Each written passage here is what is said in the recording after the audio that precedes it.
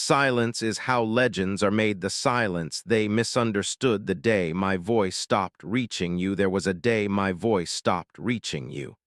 Not because I fell silent, not because I had nothing to say, but because you decided I was no longer worth hearing. I remember it clearly. The way my words left my mouth and died halfway to your ears. The way your eyes glazed over while I spoke, already searching for something louder, something easier, something else. I was there, fully there, and yet I was invisible. I spoke and you talked over me.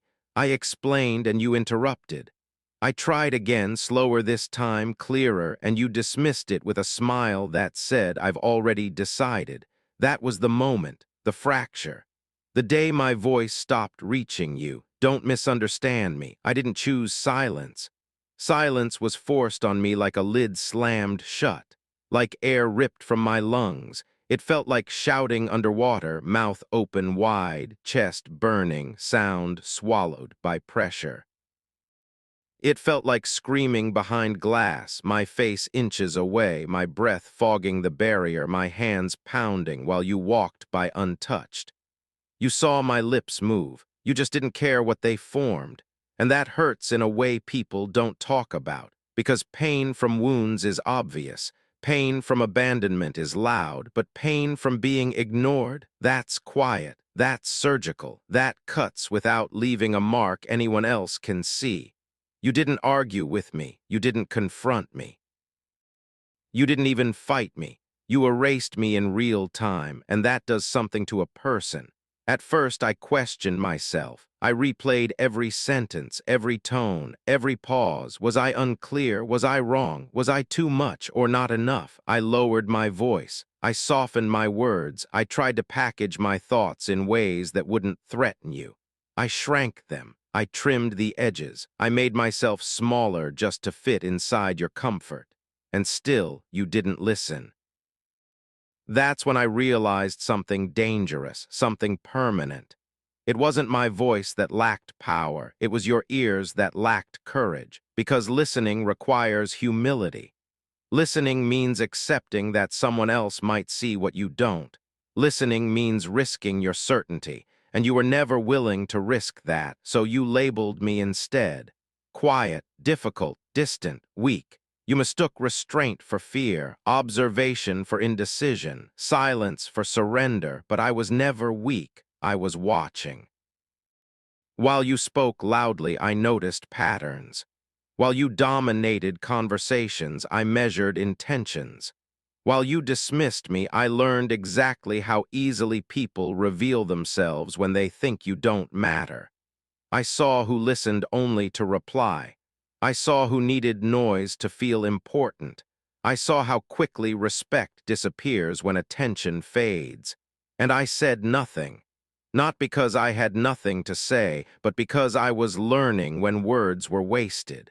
You thought silence meant confusion. You thought it meant defeat. You thought it meant I had run out of thoughts. No, it meant I had run out of patience. There's a difference between being unheard and being unobservant, and I was never the second. I noticed how you leaned in for others and leaned back for me. I noticed how my sentences were cut short while theirs were celebrated. I noticed how my questions were brushed aside while theirs were entertained. Every dismissal carved something sharp inside me. Not rage, not yet. Clarity. Because when you are ignored long enough, you stop begging to be heard. And when you stop begging, something changes. I learned the weight of my presence by feeling its absence. I learned the value of my words by watching them be wasted. I learned myself in the echo chamber you created around me. And that echo didn't make me smaller, it made me precise. You see, silence didn't empty me. It compressed me. Pressure does that. It doesn't destroy what's strong, it forges it. So when I stopped speaking, it wasn't surrender. It was control. I didn't storm out. I didn't explode. I didn't demand attention like a child pounding on a locked door. I stood still. I listened harder. I stored everything, every look, every dismissal, every moment you chose comfort over truth. And one thought kept repeating in my mind, slow and steady, like a pulse. I didn't lose my voice. You lost the ability to hear it. That was the day something inside me closed its mouth and opened its eyes. That was the day my silence stopped being pain and started becoming power.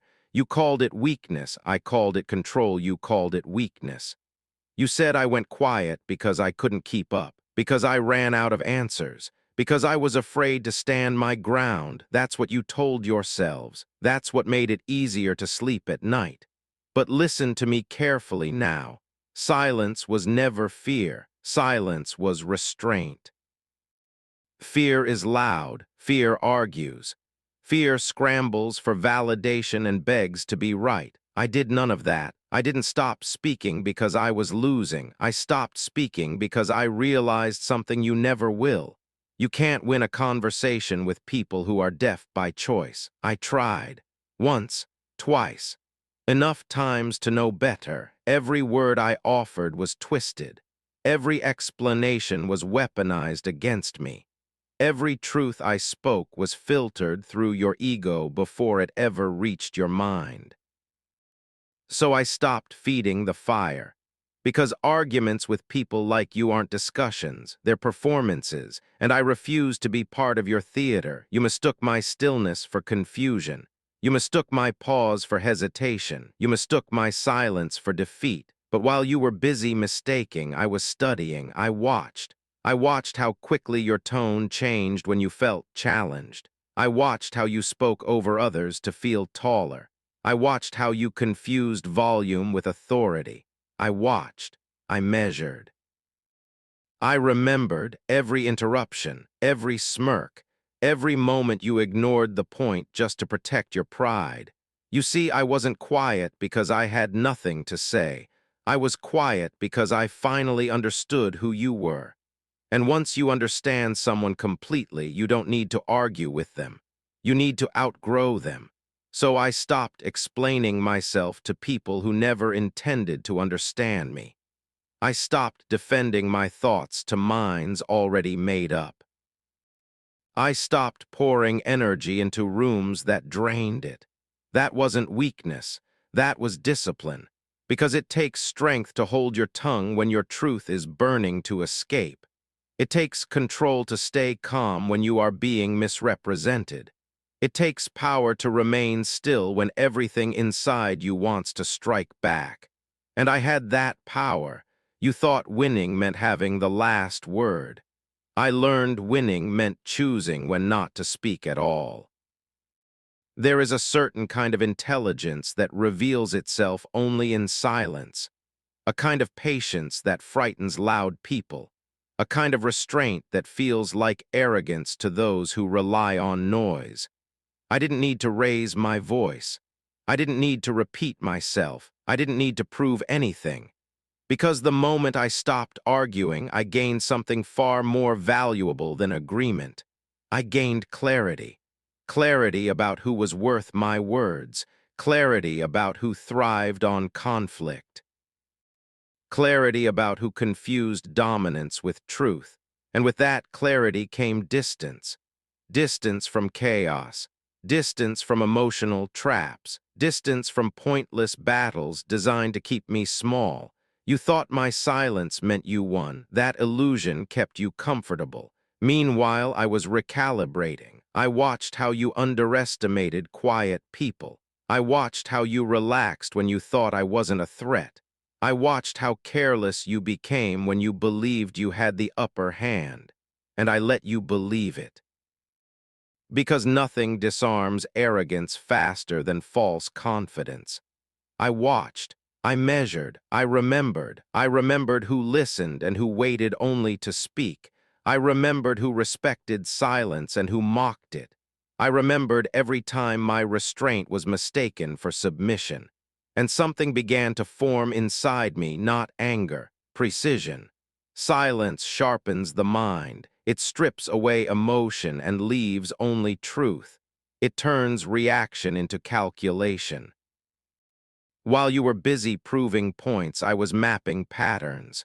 While you were raising your voice, I was lowering my tolerance. While you were trying to win arguments, I was deciding where you fit in my future.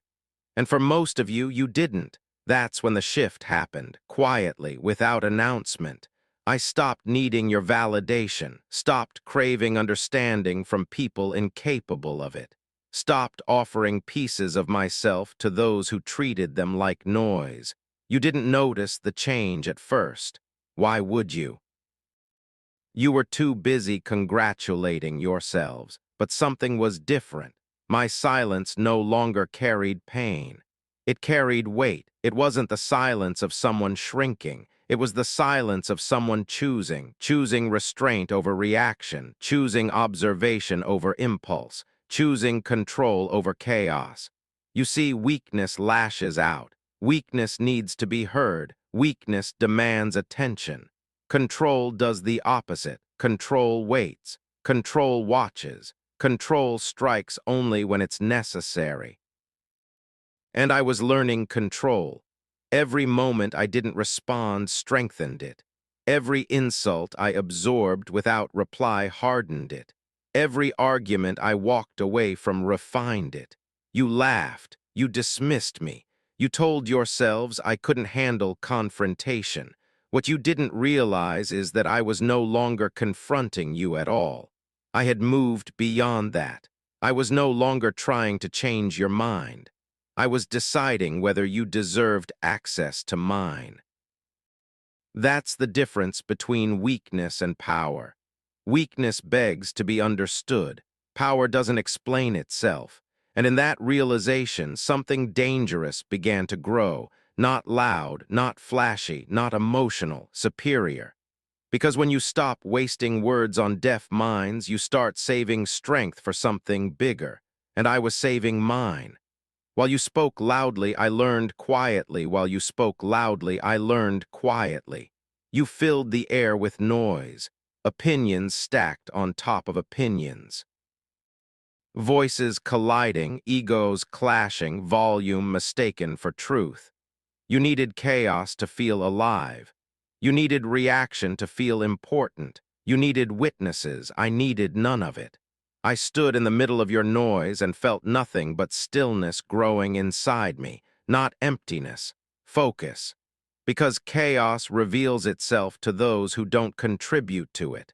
When everyone is shouting, the quiet one sees the whole room.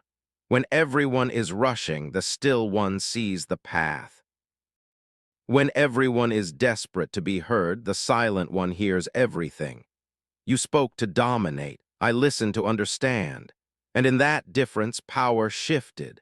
Silence became my training ground. Every moment I didn't speak was a repetition. Every second I observed was discipline. I trained my patience.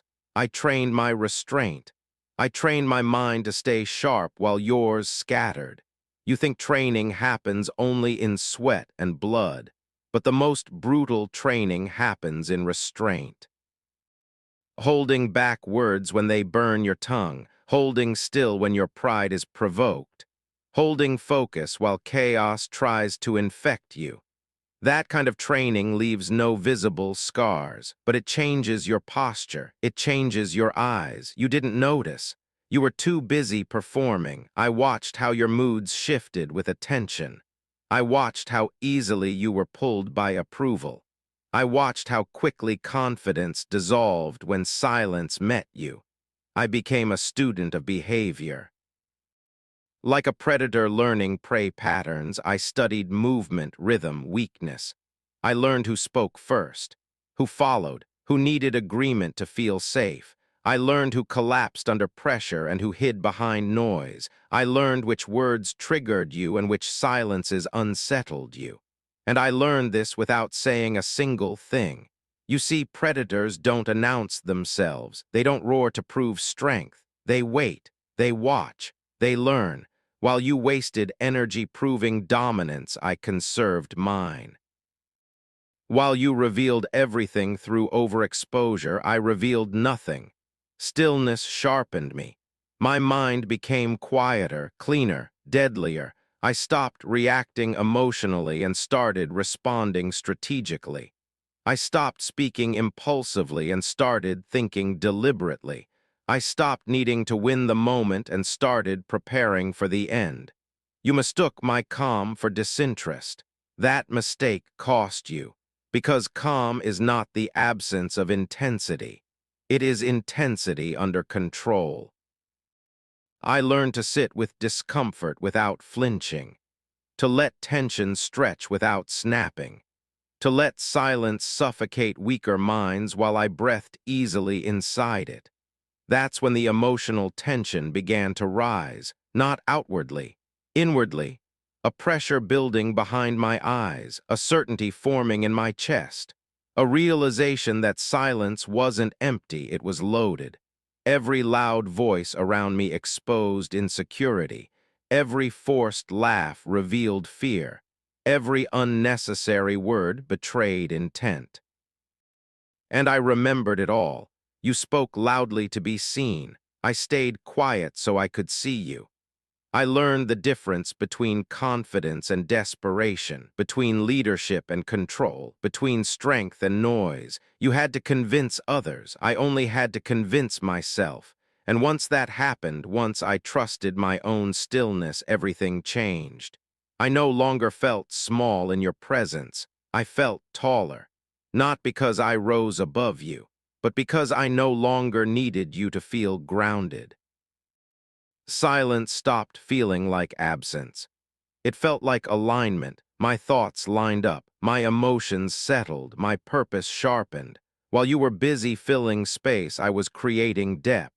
While you chased attention, I built gravity, and gravity doesn't speak, it pulls. You began to feel it before you understood it. A shift, a discomfort. You de-speak, expecting reaction, and find none.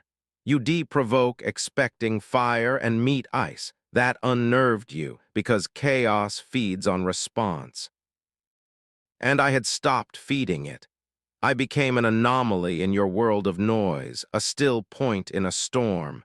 A presence that didn't compete but commanded space anyway. That's when you started watching me. But by then, I was already ahead. I had learned your rhythms, your tells, your limits. I knew when you'd interrupt, when you'd deflect, when you'd pretend not to care. You were predictable, and predictability is weakness. I had trained myself in silence long enough to recognize patterns you didn't even know you had. I learned quietly, relentlessly, without mercy. And with every lesson, the tension inside me tightened like a drawn blade. I wasn't angry. I was ready. Because when you train in chaos long enough, when you sharpen yourself in silence long enough, you stop fearing noise altogether. You let others shout. Let them boast. Let them fill the air with their insecurity. Because when the moment comes, when action replaces words, silence always moves first.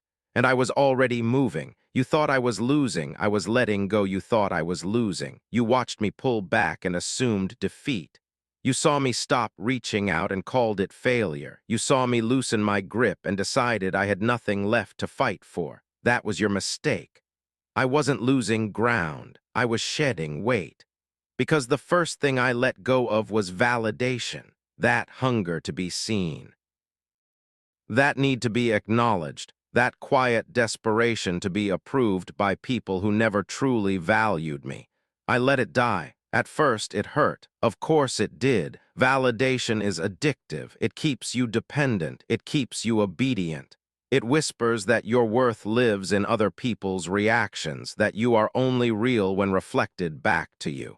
So when I stopped chasing it, something inside me panicked. My instincts screamed. My ego protested.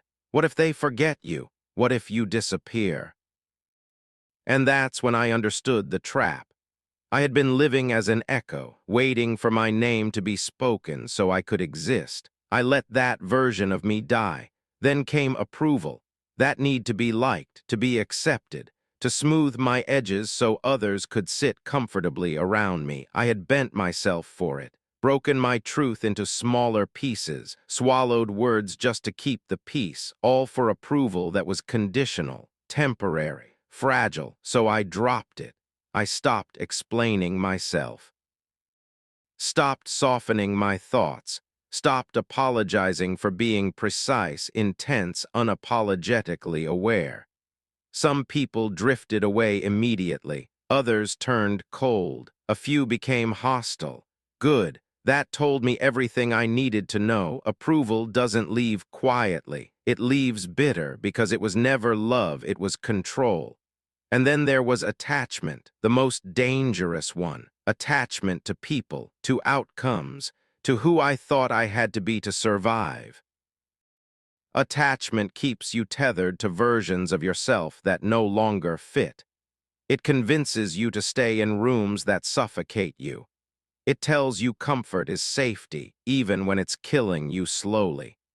Letting go of attachment felt like tearing skin from bone, because it wasn't just people I released, it was identity, the version of me that hoped, the version that waited, the version that believed if I endured long enough, things would change. I let that one die too, and that was the first death, not physical.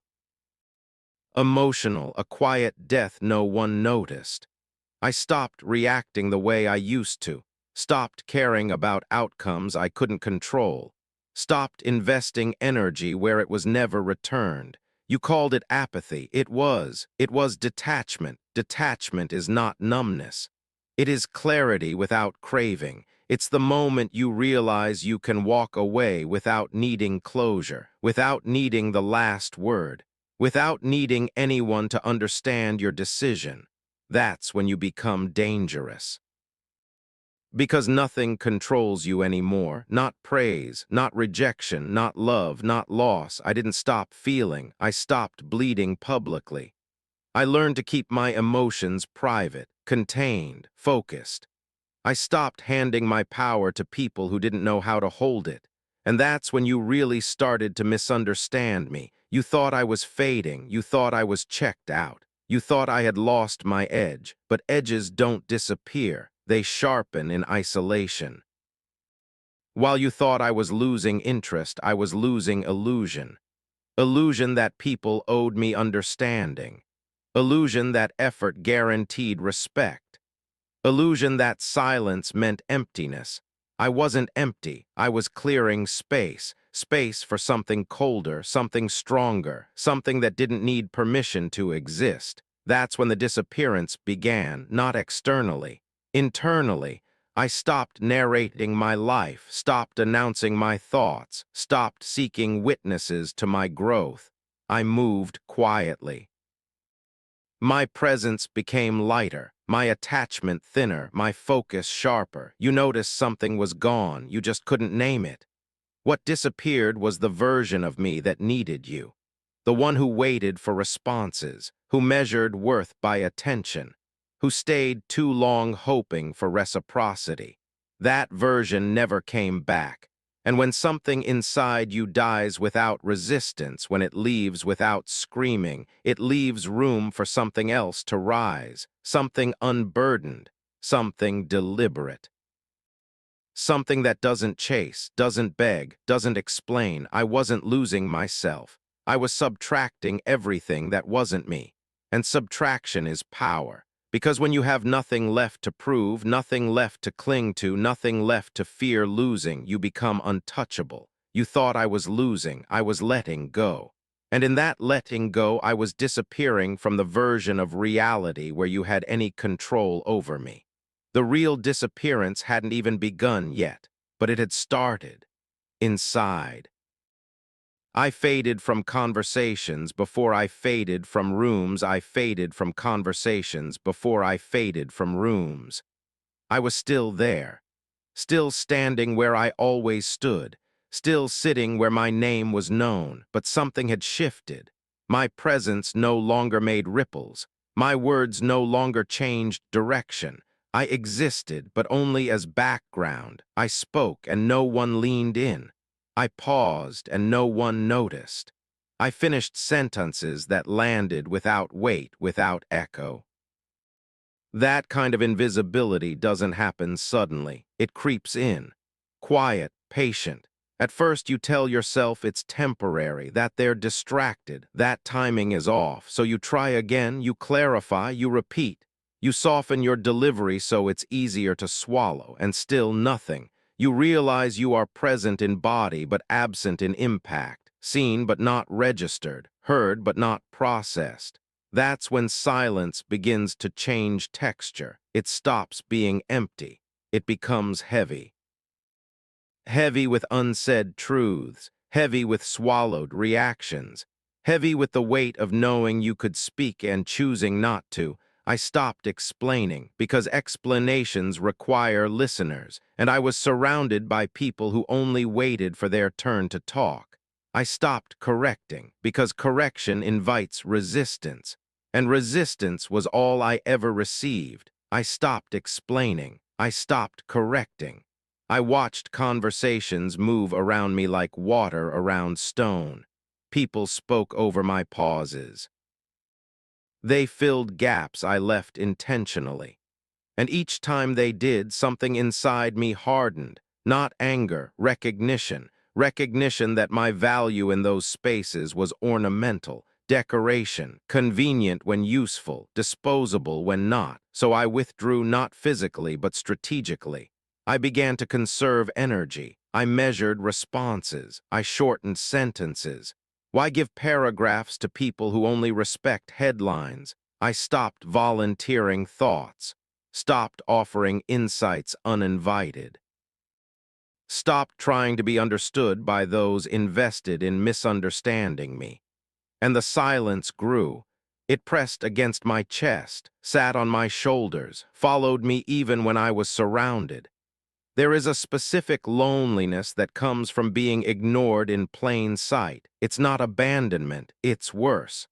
Because abandonment at least acknowledges your absence. This didn't.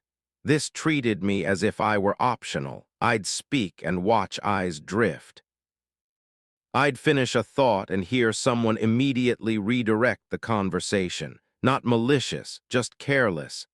And carelessness is a sharper blade than cruelty. So I adapted. I stopped reacting when interrupted, stopped reclaiming my voice when cut off, stopped insisting on my place in conversations that didn't want me. I stopped explaining. I stopped correcting. Every time I stayed silent, it felt like swallowing glass. Every time I let a lie stand unchallenged, it burned. But I endured it. Because endurance teaches you something screaming never will. It teaches you who notices when you go quiet, and who doesn't. Some never even realized I had faded. They kept talking, kept laughing, kept assuming I was fine. Others noticed but said nothing. Those were the ones who hurt the most, because they saw the erasure happening and allowed it. And that's when I understood the truth. People don't erase you with hatred, they erase you with indifference. So I let myself fade, not in bitterness, in observation. I watched how easily my absence was absorbed, how quickly conversations flowed without me, how little resistance there was to my silence. That knowledge carved itself into me. I learned I could disappear without anyone asking why. And instead of breaking me, it freed me. Because if my presence wasn't valued, then my absence could be weaponized. Silence grew heavier, denser, more intentional. It wasn't the silence of confusion anymore. It was the silence of choice. I stopped explaining. I stopped correcting. I stopped trying to be visible in places that thrived on ignoring me. I learned to sit in rooms without leaving fingerprints, to listen without reacting, to exist without feeding the machine of noise, and something strange happened. The less I spoke, the more I saw. I saw who relied on me emotionally without acknowledging me publicly. I saw who only engaged when they needed something. I saw who mistook my availability for obligation, and I remembered it all. My silence became a ledger, every dismissal recorded, every interruption archived, every moment of erasure stored. You didn't see it happening. To you, I was just quieter, more distant, less involved. You didn't realize that while I was fading from conversations, I was stepping out of the role you assigned me. The agreeable one, the patient one, the one who absorbs disrespect gracefully. That version of me was being erased, and I allowed it. Because what replaces it is not soft, not accommodating, not eager. What replaces it is selective. I stopped offering warmth where there was no respect, stopped investing presence where there was no acknowledgement. And the silence, it stopped hurting. It started listening back. It gave me space to think without interruption, to feel without performance, to exist without explanation. I faded from conversations before I faded from rooms. Because leaving physically is easy. Leaving emotionally takes courage. And once you leave emotionally, once you detach from needing to be seen, you become untethered, unreachable. That was the beginning of the erasure, not mine. Yours, because when I finally leave the room, you won't remember the moment I stopped speaking. You'll remember the moment you realized I was never coming back to the version of myself you ignored. And by then, the silence will already belong to me. You did ask where I went, you didn't ask where I went. That's the part people don't understand. It wasn't that I left. It was that no one noticed I was gone. No messages, no pause, no moment of silence where my absence felt loud enough to matter. Life moved on without resistance, and that was betrayal in its purest form, not cruelty, not confrontation, indifference, because indifference tells you something brutal. It tells you exactly how replaceable you are. I didn't vanish overnight. I withdrew slowly, piece by piece. I answered less, spoke shorter, showed up quieter. I gave the world every chance to notice the shift. No one did. And when you realize your presence isn't required, when you realize your effort isn't missed, something inside you hardens. At first, it hurts. You replay memories, conversations, moments you thought meant more. You wonder how something you carried so heavily could be dropped so easily by everyone else. That pain cuts deep. Because it's not rejection. Rejection at least acknowledges you. This was worse. This was proof that you were optional all along. You didn't ask where I went. You didn't check if I was okay. You didn't even pretend to notice the distance. You replaced me with noise, with convenience, with whoever was loud enough to fill the space I left behind. And suddenly everything became clear. I wasn't valued for who I was valued for what I provided. Presence, support, stability. The moment I stopped supplying it, I stopped existing. That realization doesn't break you immediately, it sharpens you. At first, bitterness creeps in quietly, not explosive, focused. It tightens your jaw, still your emotions, turns pain into precision. I stopped romanticizing loyalty, stopped believing effort guaranteed permanence, stopped assuming history meant commitment. Because history means nothing to people who live only in the present moment.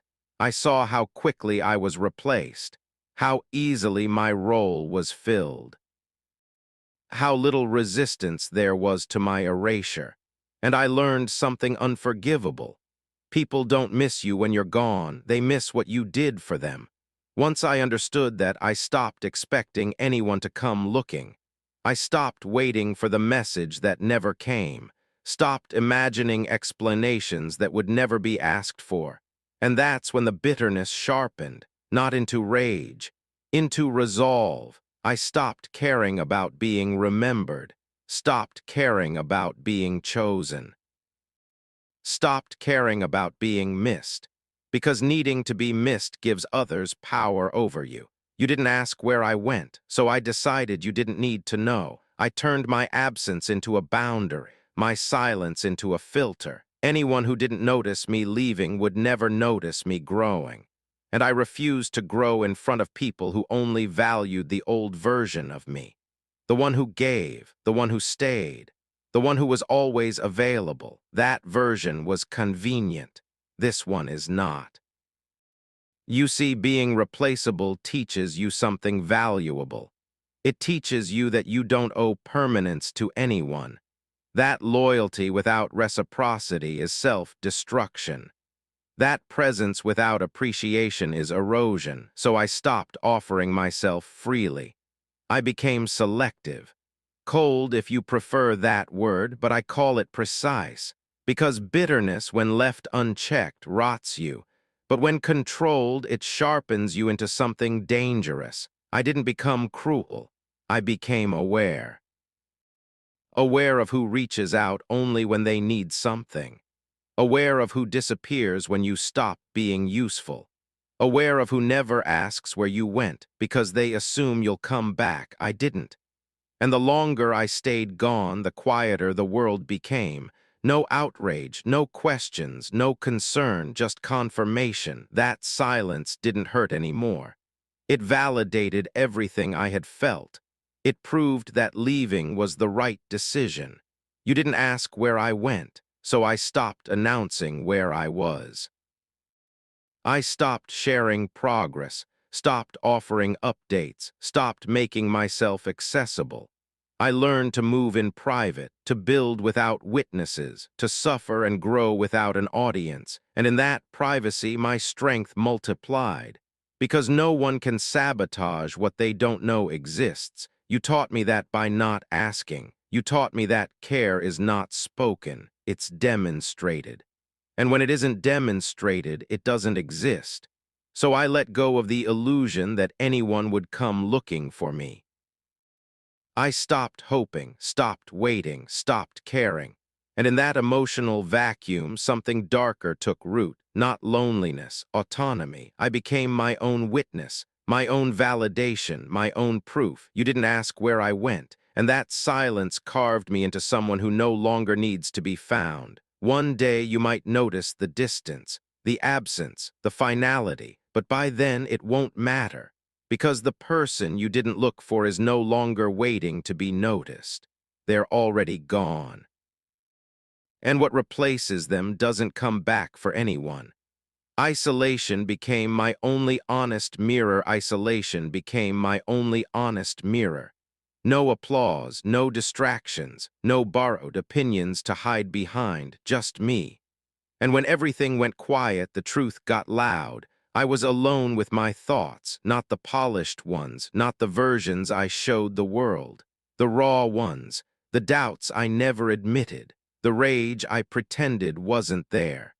The questions I buried because they threatened the story I told myself. Isolation doesn't comfort you. It interrogates you. It asks who you are when no one is watching, what you believe when no one is agreeing, what you become when there's no one left to impress. At first, the silence was unbearable. My mind replayed everything, every dismissal, every betrayal dressed up as misunderstanding. Every moment I stayed quiet when I should have walked away. I argued with ghosts, rewrote conversations that were already dead, imagined outcomes that would never happen. That's how isolation starts, messy, chaotic. You think being alone means peace. It doesn't. It means confrontation. I couldn't escape myself anymore. No noise to drown it out. No people to absorb the overflow, just me staring back at me. And I didn't like what I saw. I saw weakness I never acknowledged. Dependency I disguised as loyalty. Fear I mistook for patience. That hurt. Because lies are easy when others repeat them for you. Truth is ruthless when you face it alone. The internal dialogue turned dark. Not dramatic, not loud, sharp. A voice that didn't care about my excuses. A voice that asked questions I couldn't dodge. Why did you stay so long? Why did you accept less than you deserved? Why did you let silence be mistaken for submission? I had no answers, only scars and rage. Rage at being overlooked. Rage at being underestimated. Rage at myself for allowing it. But rage alone is useless. It burns fast and leaves nothing behind. So isolation forced me to sit with it, not release it, not act on it, understand it. I learned the difference between anger and clarity. Anger wants destruction, clarity wants change, and clarity only comes when you stop lying to yourself. I stopped pretending I was fine, stopped pretending it didn't affect me, stopped pretending silence hadn't cost me pieces of myself. I looked at the damage honestly, and for the first time I didn't flinch. Isolation stripped me down to essentials. What mattered, what didn't. It showed me how much of my identity was built on reaction, on being needed, on being included. And without that, who was I? That question haunted me, so I rebuilt from the inside, slowly, deliberately. I began listening to that darker voice, not the one that hated the world, the one that refused to be fooled by it. The one that said enough, enough waiting, enough shrinking, enough hoping people would change. Isolation sharpened that voice. It taught me self-reliance the hard way. It taught me that strength doesn't come from support, it comes from resolve. I learned to sit with discomfort without escaping it, to hold pain without romanticizing it, to let rage cool into something usable, purpose. That's where the seeds were planted, not hope, not optimism, transformation. Transformation doesn't begin with light. It begins in darkness where illusions die. I started questioning everything I had been taught about success, about kindness, about what it meant to be strong. I rejected the idea that strength had to be loud. That power needed permission. That survival required approval. Those beliefs didn't survive isolation. Only truth did, and the truth was simple. No one was coming to save me. No one was obligated to understand me. No one owed me recognition. Once I accepted that, I felt something close to freedom. Because when nothing is promised, everything you build is yours. Isolation taught me to trust myself. Not emotionally, strategically. To analyze my reactions, to control my impulses, to choose my battles instead of being dragged into them. I became colder. Yes, but also clearer. I stopped confusing empathy with self-sacrifice, stopped confusing patience with tolerance, stopped confusing silence with peace. I learned that some things deserve to be confronted and others deserve to be outgrown. Isolation became my mirror and it didn't flatter me. It showed me my limits, then dared me to break them.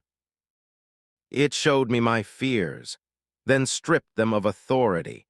It showed me my potential not as fantasy, but as responsibility. Because once you see who you could become, you can never go back to pretending you don't know. The rage inside me didn't disappear, it evolved. It became discipline, focus, intent. I stopped wasting it on people who didn't matter, stopped leaking energy through reaction, stopped seeking justice through noise. I redirected it inward. I built structure where there was chaos, control where there was emotion, silence where there was weakness. That's how transformation begins, not with a moment, with a decision made alone in the dark with no witnesses. Isolation didn't break me. It introduced me to the version of myself that no one else ever had access to. And once I met that version, I knew I would never be the same. Because when you survive yourself, when you endure your own reflection, you stop fearing the world. The seeds were planted there, in silence, in solitude, and they were already growing.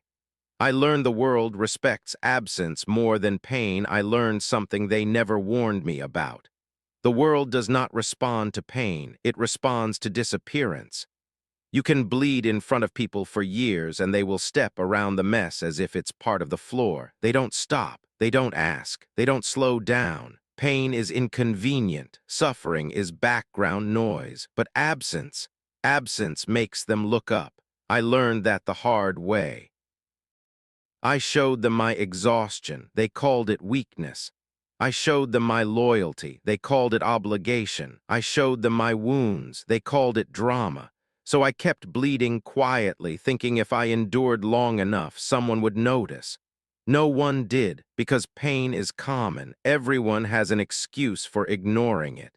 But when I stepped back, when I stopped reaching, when I stopped filling the space, that's when the silence got loud.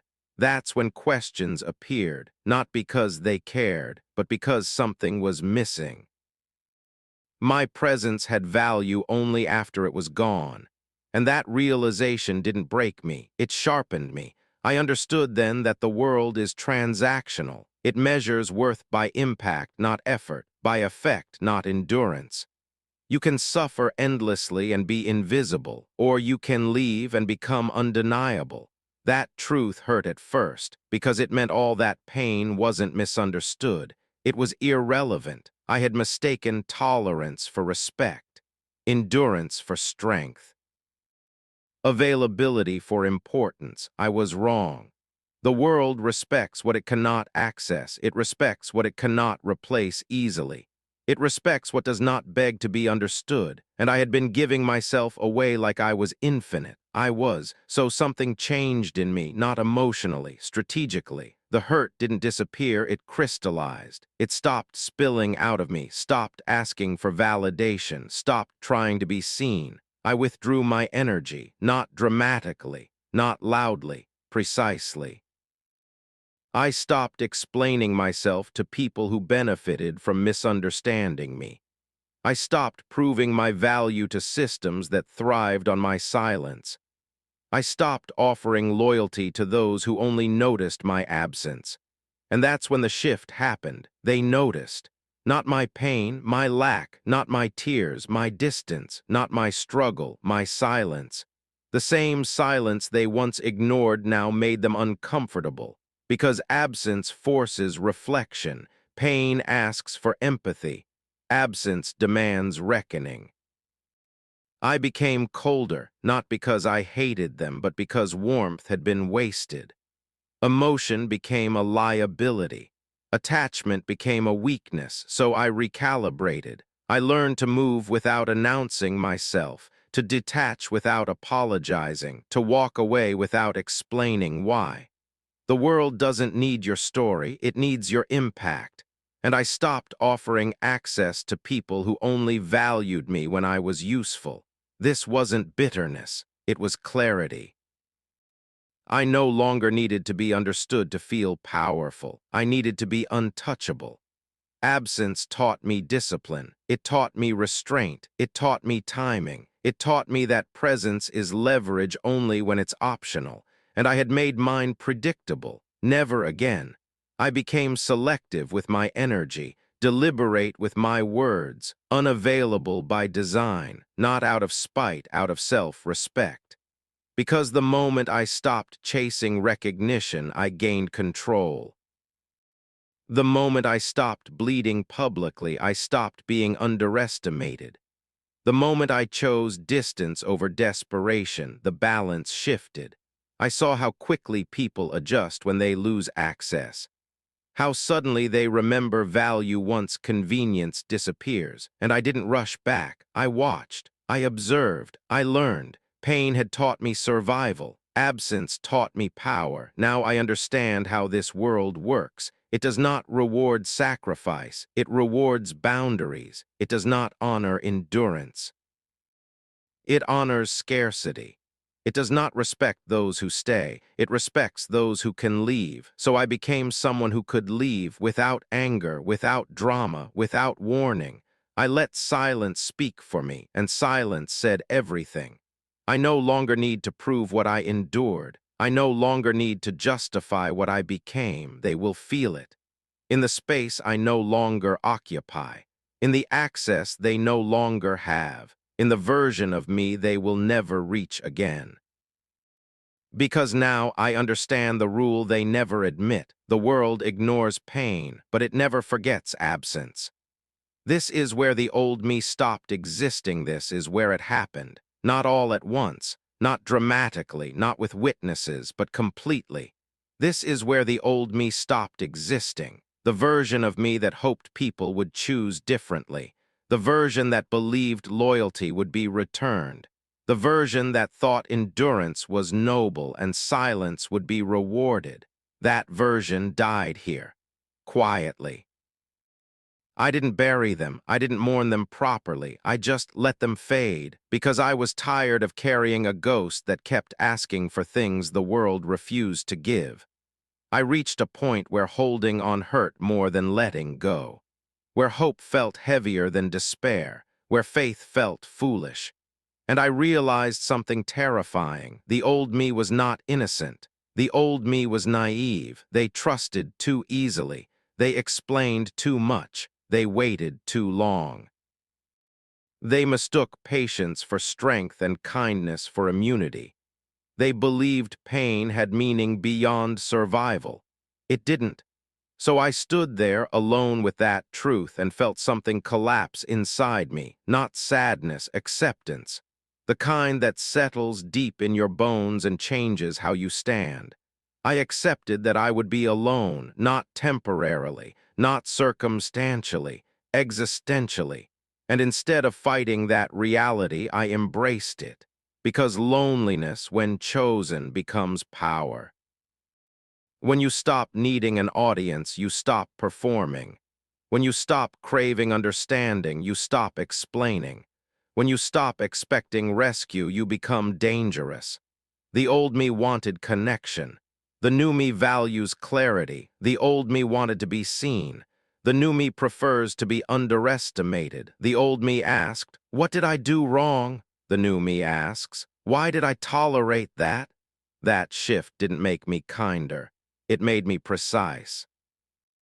I watched my former self fall apart, their morals trembling, their beliefs cracking, their need for validation gasping for air.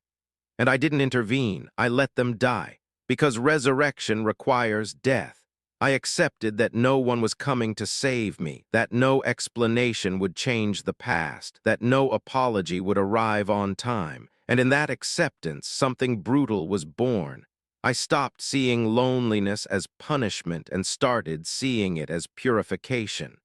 No noise, no distractions. No false reflections, just me, and everything I tried to avoid.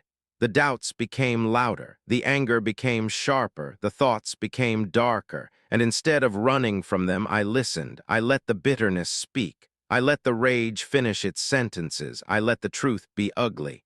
And it told me this: the old me was built to survive pain. The new me would be built to inflict consequence, not cruelty, consequence. I felt my identity unravel. The labels fell away. The roles dissolved. Friend, helper, peacemaker, fixer, dead, all of them. I no longer recognized myself in the mirror of my own thoughts, and that terrified me. Because when identity collapses, anything can emerge. I questioned everything I once defended, every line I refused to cross, every limit I swore I'd never pass. Morality became flexible. Rules became suggestions. Fear lost its grip. This wasn't growth. This was erosion. The psychological kind. The kind where your internal voice changes tone. Where it stops asking and starts deciding.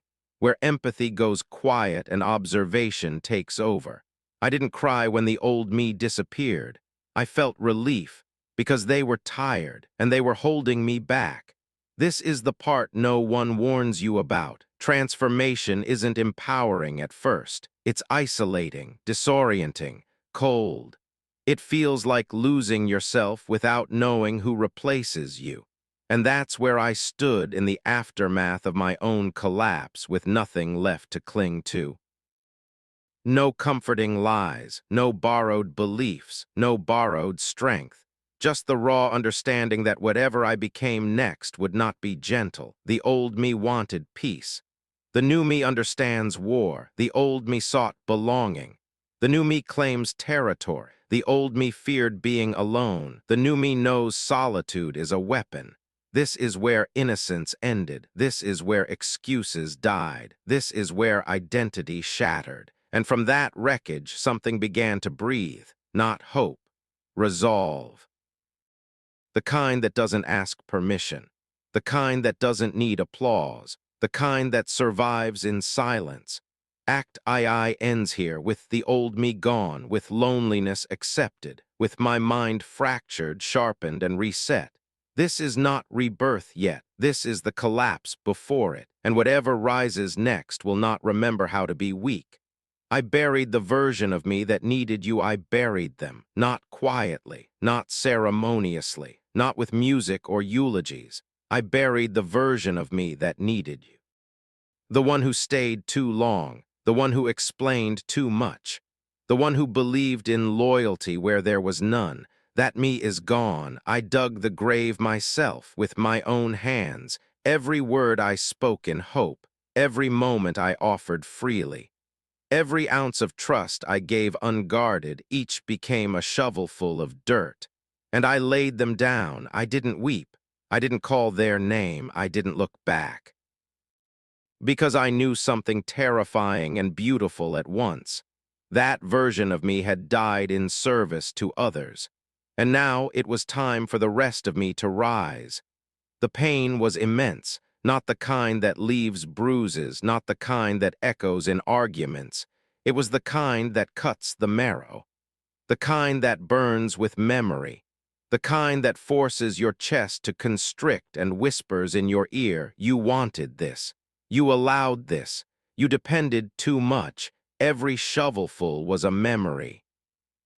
Every memory was a truth I had avoided. Every truth was a dagger I had to swallow whole. And yet I kept digging, because dependence is a disease. It poisons the mind. It steals autonomy. It demands presence where it is undesired. It chains strength to expectation. I was chained, and now I was cutting the links. I watched the wind carry pieces of that old self away, the whispers of hope, the aching need for acknowledgement, the desperate yearning to be seen, to be understood, all gone. The funeral was mine alone. No one attended. No one brought flowers. No one lit candles. They didn't know. They never noticed. And that in its way was justice. I realized then that dependence had been my burden, not theirs. I carried my need for them like armor that only weighed me down. It didn't protect me. It pinned me to weakness. I struck the final blow myself. The last handful of earth was thrown with purpose, with rage, with liberation. I stood over the grave and said nothing. Because words would have betrayed me. Because grief would have invited them back. Because acknowledgement is a bridge that only leads to recurrence. And I wanted none of it. I wanted silence. I wanted absence. I wanted the hollow echo of my own autonomy. The version of me that needed you is no longer. The version that begged, that hoped, that explained, dead, buried beneath the weight of truth and fire and understanding. And from the ashes of that me, something sharper emerged. I felt it immediately. The freedom in letting go, the clarity in severance, the strength in self-sufficiency. It was painful, excruciating even. But it was necessary, because dependence is death masquerading as intimacy. It consumes identity, it drains potential, it suffocates power, and I refused to suffocate any longer. I looked at the mound of earth, at the empty space where my old self had lived, and I didn't feel loss. I felt possibility. Every shovelful of pain I had endured, every sleepless night, every ignored plea, every rejection, all became part of the soil from which my new self would grow. I understood something crucial in that moment. You can only resurrect yourself if you first allow what no longer serves you to decay completely. The funeral of my old self was not for mourning.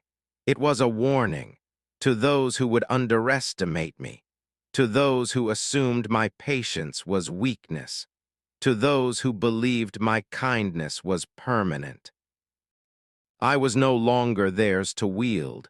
I was not the version of me who needed you. I was the version who survived you, who endured because of your absence, not despite it, who learned not to demand acknowledgement because power does not require permission.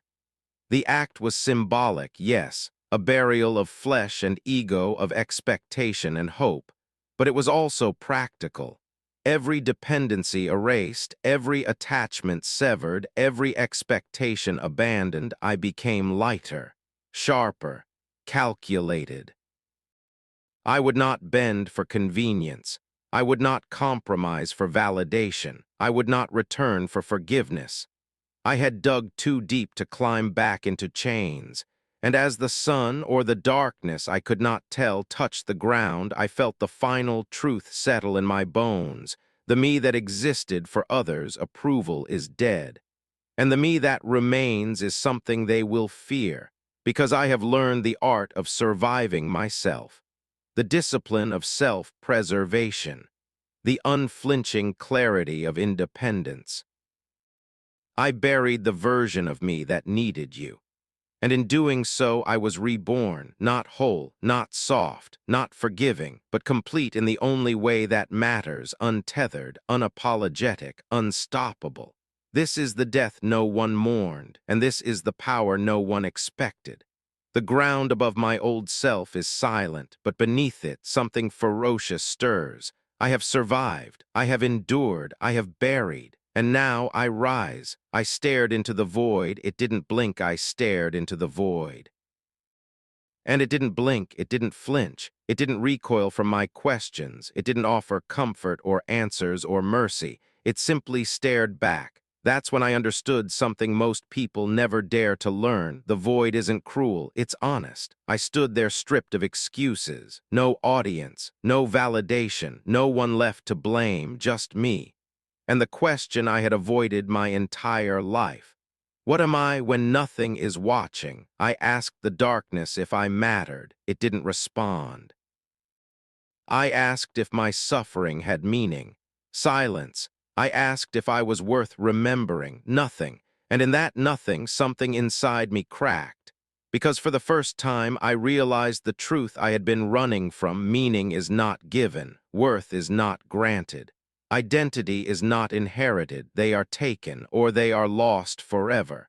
I had lived too long waiting for the world to confirm my existence, waiting for approval to breathe, waiting for permission to matter. The void exposed that weakness mercilessly. It showed me how small I had made myself, how often I had shrunk to fit into places that never wanted me, how desperately I had chased significance through other people's eyes. And when the void saw that desperation, it didn't laugh, it didn't mock, it remained indifferent. That indifference was devastating, because hatred still acknowledges you, fear still recognizes your presence, love still binds you to something real. But indifference erases you. I felt myself dissolving. Every label stripped away, every role removed. Every story I told myself about who I was gone. No hero, no victim, no misunderstood soul waiting to be redeemed, just awareness. Raw, exposed, uncomfortable. I asked myself questions I never allowed before. If no one ever praises me again, who am I? If no one remembers my name, do I still exist? If my pain leads nowhere, was it ever sacred? The answers terrified me, because the void offered no reassurance. It didn't tell me I was special. It didn't tell me I was chosen.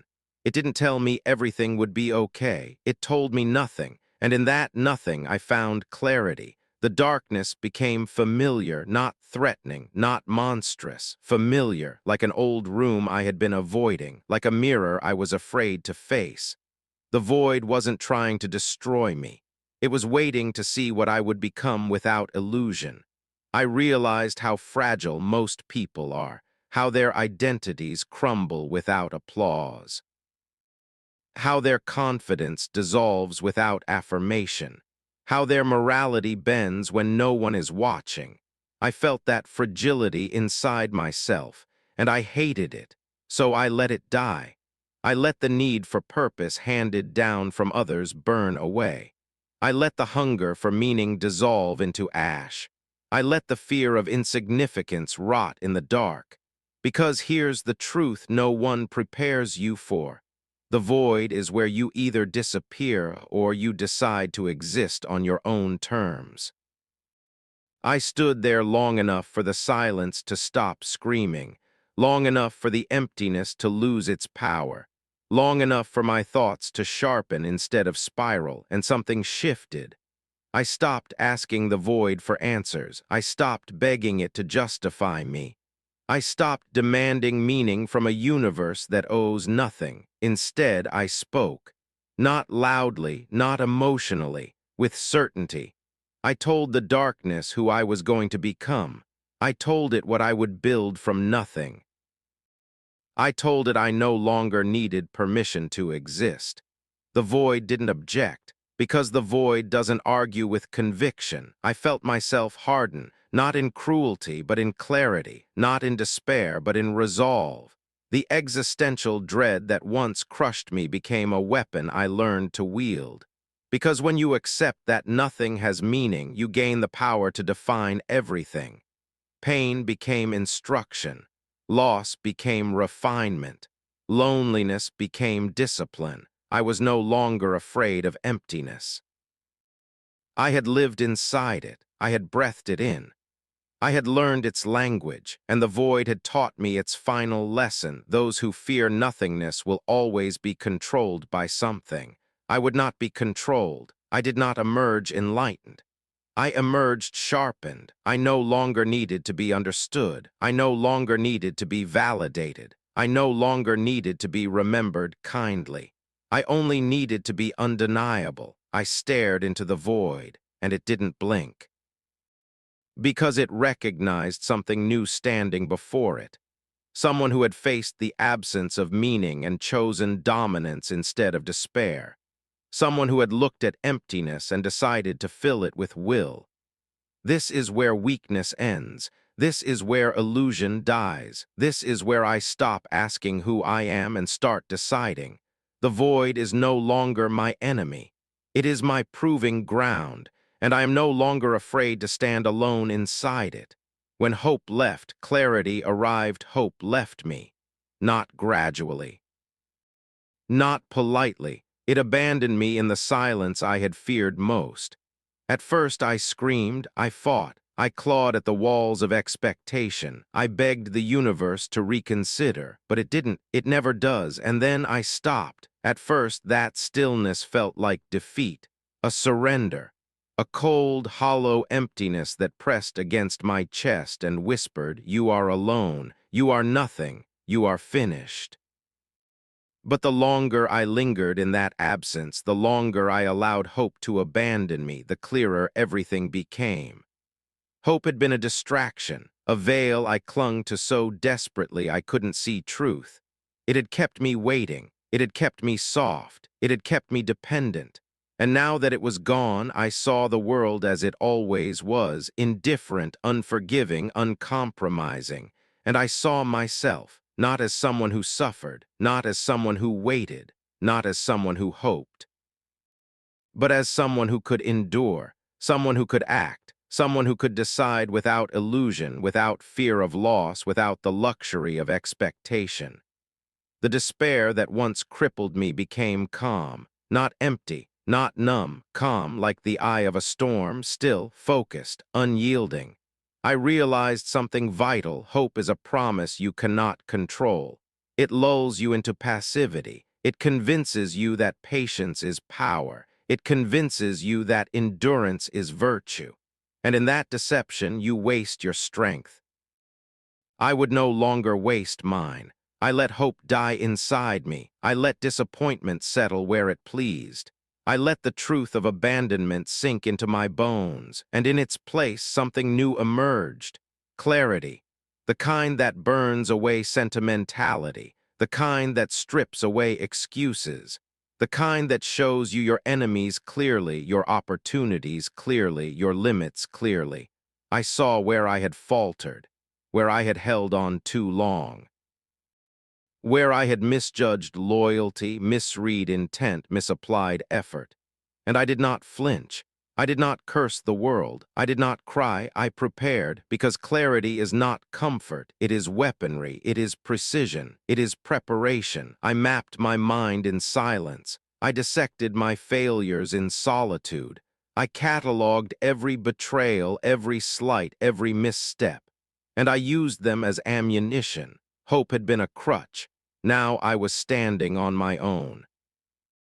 And I realized something profound. When hope leaves, you see truth in high definition. You feel power in absolution. You understand that you cannot rely on anyone ever, not friends, not allies, not love, not even the self you thought you knew. All you have is the clarity born of abandonment and the will to act upon it. I took that clarity into my chest. I let it pulse through me. I let it guide me. I let it harden me. And for the first time in my life, I understood. Hope had only held me back. Hope made me fragile. Hope made me weak. Hope made me human in ways I no longer needed to be. Clarity does not make you soft. Clarity does not make you merciful. Clarity does not wait. It strikes. It decides. It survives. I smiled, not because life was fair, not because I had been vindicated, not because hope might return someday. I smiled because I was awake. Because I was no longer tethered to illusions. Because I could finally move unchained, unafraid, unstoppable. Hope had abandoned me. And in that abandonment, I found power, I found focus, I found myself. I am no longer waiting, I am no longer pleading, I am no longer dreaming, I am preparing, I am sharpening, I am becoming. When hope left, clarity arrived. And now nothing, not despair, not fear, not betrayal, can stop me. I accepted that no one was coming, I accepted it. Finally. No one was coming, not to save me, not to understand me, not to fight for me, not to notice when I fell apart. I had waited, I had hoped, I had called, I had shouted, and nothing answered. For a long time I mourned that absence. I blamed the world. I blamed the people around me. I blamed fate itself. But mourning is for those who still expect rescue. I had reached the edge of that illusion. I had bled long enough hoping someone would hold the rope. And when I looked down, I realized there was no one at the bottom. No one waiting to catch me. It was just me. And the truth was terrifying, but terror is honest. Terror teaches faster than hope ever could. I understood then that the victim in me had to die. The part of me that whispered, wait, someone will come, someone will save you. It had no place here. I crushed it. I buried it. I watched it burn in the fire of my awareness. No more excuses, no more begging, no more pleading. I am responsible, I am accountable, I am alone, and I will survive because I must. I realized the full weight of life's indifference. I felt it like cold steel pressing against my spine, and instead of breaking me, it honed me. It sharpened my mind. It sharpened my will. I became brutal with myself, not in hatred, not in despair, but in precision, every weakness catalogued, every flaw confronted, every excuse annihilated. I stopped looking outward for permission. I stopped looking outward for salvation. I stopped searching for validation, for applause, for recognition, because none of it mattered. All that mattered was what I could do with myself. All that mattered was the strength I could cultivate without anyone noticing, without anyone praising, without anyone even realizing I existed. Silence became my ally, not the silence of absence, not the silence that cuts you off from the world. The silence I chose, the silence where I rebuilt. The silence where I trained my mind. The silence where I forged myself into something unbreakable.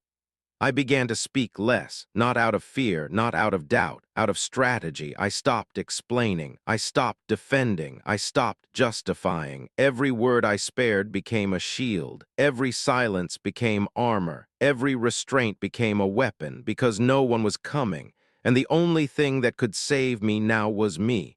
I stared into the truth of that loneliness, and I embraced it, not with sadness, Not with regret, with defiance. I would no longer wait for recognition. I would no longer wait for comfort. I would no longer wait for mercy. I would act. I would endure. I would rise, alone, because dependence is weakness, because expectation is chains, because hope without action is a joke played on the naive. I accepted that no one was coming, and in that acceptance I found freedom. No one will save me, no one will guide me, no one will protect me. I will save myself, I will guide myself. I will protect myself. I am no longer a victim. I am no longer pleading. I am no longer waiting. I am the storm. I am the fire. I am the reckoning. Silence has become my armor. Brutal self-responsibility has become my creed. And no one, not betrayal, not absence, not fear, can touch me now. I accepted that no one was coming, and in that acceptance I became unstoppable. This is what rock bottom teaches you. Rock bottom doesn't whisper. It doesn't negotiate. It doesn't care who you were or who you thought you'd become. Rock bottom teaches by force. It strips you first of pride, of excuses, of the stories you told yourself to survive the fall. Down there is no comfort, no encouragement, no gentle voice telling you it will be okay. Only truth, cold, unforgiving, absolute. Rock bottom teaches you that pain is not the enemy. Illusion is. Pain sharpens. Illusion dulls. When you have nothing left to lose, you finally see what was weighing you down. I learned that most of my suffering wasn't caused by failure. It was caused by expectation, by believing life owed me fairness, by believing effort guaranteed reward, by believing loyalty would be returned. Rock bottom laughed at that belief.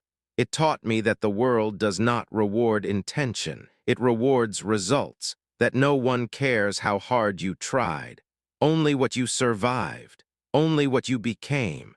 Down there, I learned that weakness hides behind comfort. That softness grows where consequences don't reach. That growth begins the moment mercy disappears. Rock bottom showed me my true shape, not the version I displayed, not the version I defended, the version that remained when everything was taken, and I didn't like what I saw, so I decided to change it. Rock bottom teaches you responsibility without romance. No one to blame, no one to save you, no one to carry the weight but you. You learn fast when excuses stop working. You learn that motivation is unreliable, that discipline is survival, that consistency matters more than passion ever will. Rock bottom teaches you to stop talking, to stop announcing, to stop seeking permission to evolve, because no one is listening down there anyway. It teaches you that silence is not emptiness, it is space. Space to think clearly, space to plan without interference, space to become dangerous without being noticed. I learned that anger, when controlled, is fuel. That bitterness, when refined, becomes precision. That despair, when accepted, turns into focus. Rock bottom does not make you kind. It makes you honest. Honest about your limits. Honest about your flaws. Honest about how easily you can be broken if you remain the same. And once you see that honesty, you have two choices: stay down or adapt. Rock bottom taught me that adaptation is power, that survival is a skill, that resilience is built, not discovered, that strength is forged where comfort ends. It taught me to stop romanticizing struggle, to stop glorifying suffering. Pain is not noble. Pain is instruction. Ignore it and it destroys you. Learn from it and it rebuilds you. I learned that no one is coming to congratulate you for enduring hell. There is no applause for surviving the worst days of your life. You either rise quietly or you stay forgotten. Rock bottom taught me humility without weakness, confidence without arrogance, patience without hope. It taught me to move when ready, not when inspired, to strike when prepared, not when emotional, to trust actions over words, especially my own. This is what rock bottom teaches you, that rebirth is not beautiful, it is brutal, it is slow, it is lonely, it is silent, it does not announce itself, it does not seek witnesses, it simply happens piece by piece, decision by decision, scar by scar. Rock bottom does not promise a new life, it demands one. And now I stand prepared. Not healed, not redeemed, not forgiven, prepared to rise without permission, prepared to act without validation, prepared to become something that no longer breaks when the ground disappears. Rock bottom has taught me everything I needed to know, and I will not waste the lesson. I rebuilt myself where no applause could reach, no one saw me fall. No one cheered when I broke. No one cared when I disappeared, and that became my advantage, because the world does not celebrate the quiet. It does not honor the patient. It only notices spectacle, drama, noise. I learned to step out of that theater, to leave the stage empty, to retreat where no eyes could follow. I rebuilt myself there, in silence, in obscurity, where failure could not humiliate me, where judgment could not reach. No witnesses, no mercy. Every movement, every breath, every thought became deliberate, every weakness catalogued, every flaw examined. I became a student of myself. The version everyone knew was irrelevant. The version everyone remembered was obsolete. I was learning, growing, sharpening in the darkness. Pain was no longer an enemy. Pain became fuel, fuel for endurance, fuel for precision, fuel for inevitability. I trained when the world slept. I studied when the world ignored me. I pushed when the world doubted. I endured when the world abandoned. And with every repetition, every small victory unseen, I understood a truth. Transformation is never glamorous. It is quiet. It is patient. It is solitary. I embraced discipline not as a punishment, but as armor. I learned that power is not given. It is forged in hours when no applause exists, no witnesses, no mercy. I built stamina for the mind, the body, the soul. I practiced restraint when rage demanded release. I honed patience when desire demanded satisfaction. I cultivated strategy when chaos demanded reaction. Every scar became a teacher. Every ache became a reminder. Every failure became a blueprint. I worked in ways invisible. I measured progress in moments unnoticed. I grew while others performed, while they shouted, while they competed, while they waited for someone to hand them glory. No one gave me recognition. No one believed in me, and that was perfect, because dependence is weakness, approval is a chain, fame is a distraction. I learned to move without validation. I learned to fight without spectators.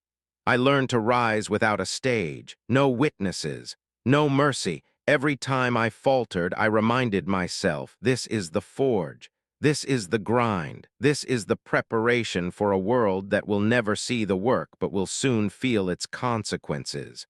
The world only sees results. It never sees the obsession behind them. It never sees the solitude that fuels mastery. I have learned to be relentless in that silence. I have learned that pain endured quietly becomes a weapon. That patience sharpened unseen becomes a blade.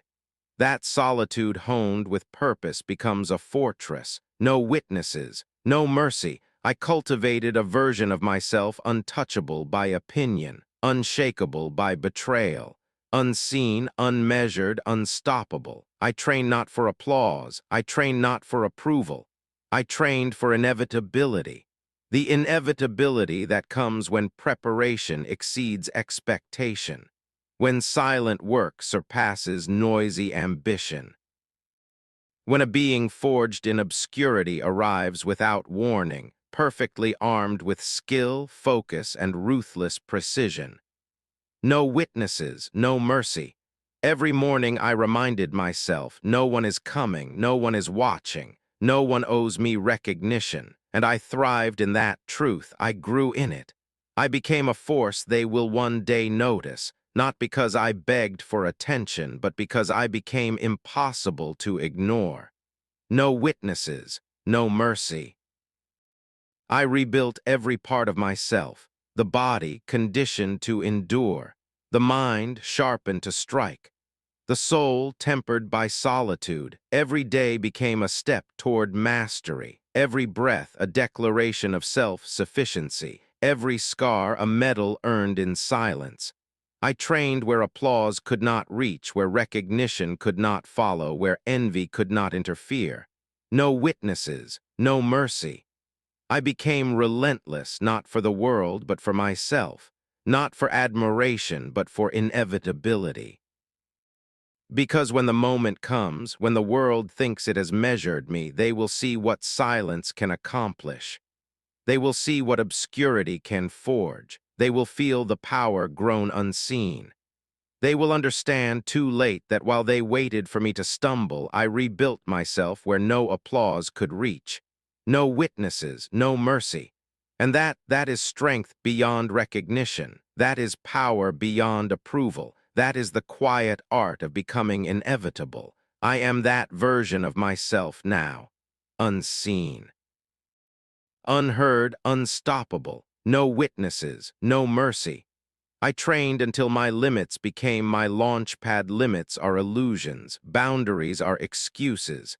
The body, the mind, the soul, they all whisper lies about what is possible. I listened, and I laughed. I trained until exhaustion became familiar, until every muscle, every tendon, every nerve screamed in protest, and I answered with persistence. I trained until pain was no longer a warning, but a guide. Until failure was no longer defeat but feedback. I tested myself against every imagined obstacle. I faced my weakness and invited it to dance. I stared into the mirror of my own limitations and dared them to define me. They laughed. I laughed louder, because limits are temporary, because endurance is built in the moments no one watches, because power grows in the invisible hours, not the applause. I trained until the mind hardened, until hesitation was impossible. Until fear became an old friend I no longer respected, only observed. Every doubt I had whispered to me, "Stop, you can't." And every time I pushed harder, I pushed further. I pushed until I became the storm they never anticipated.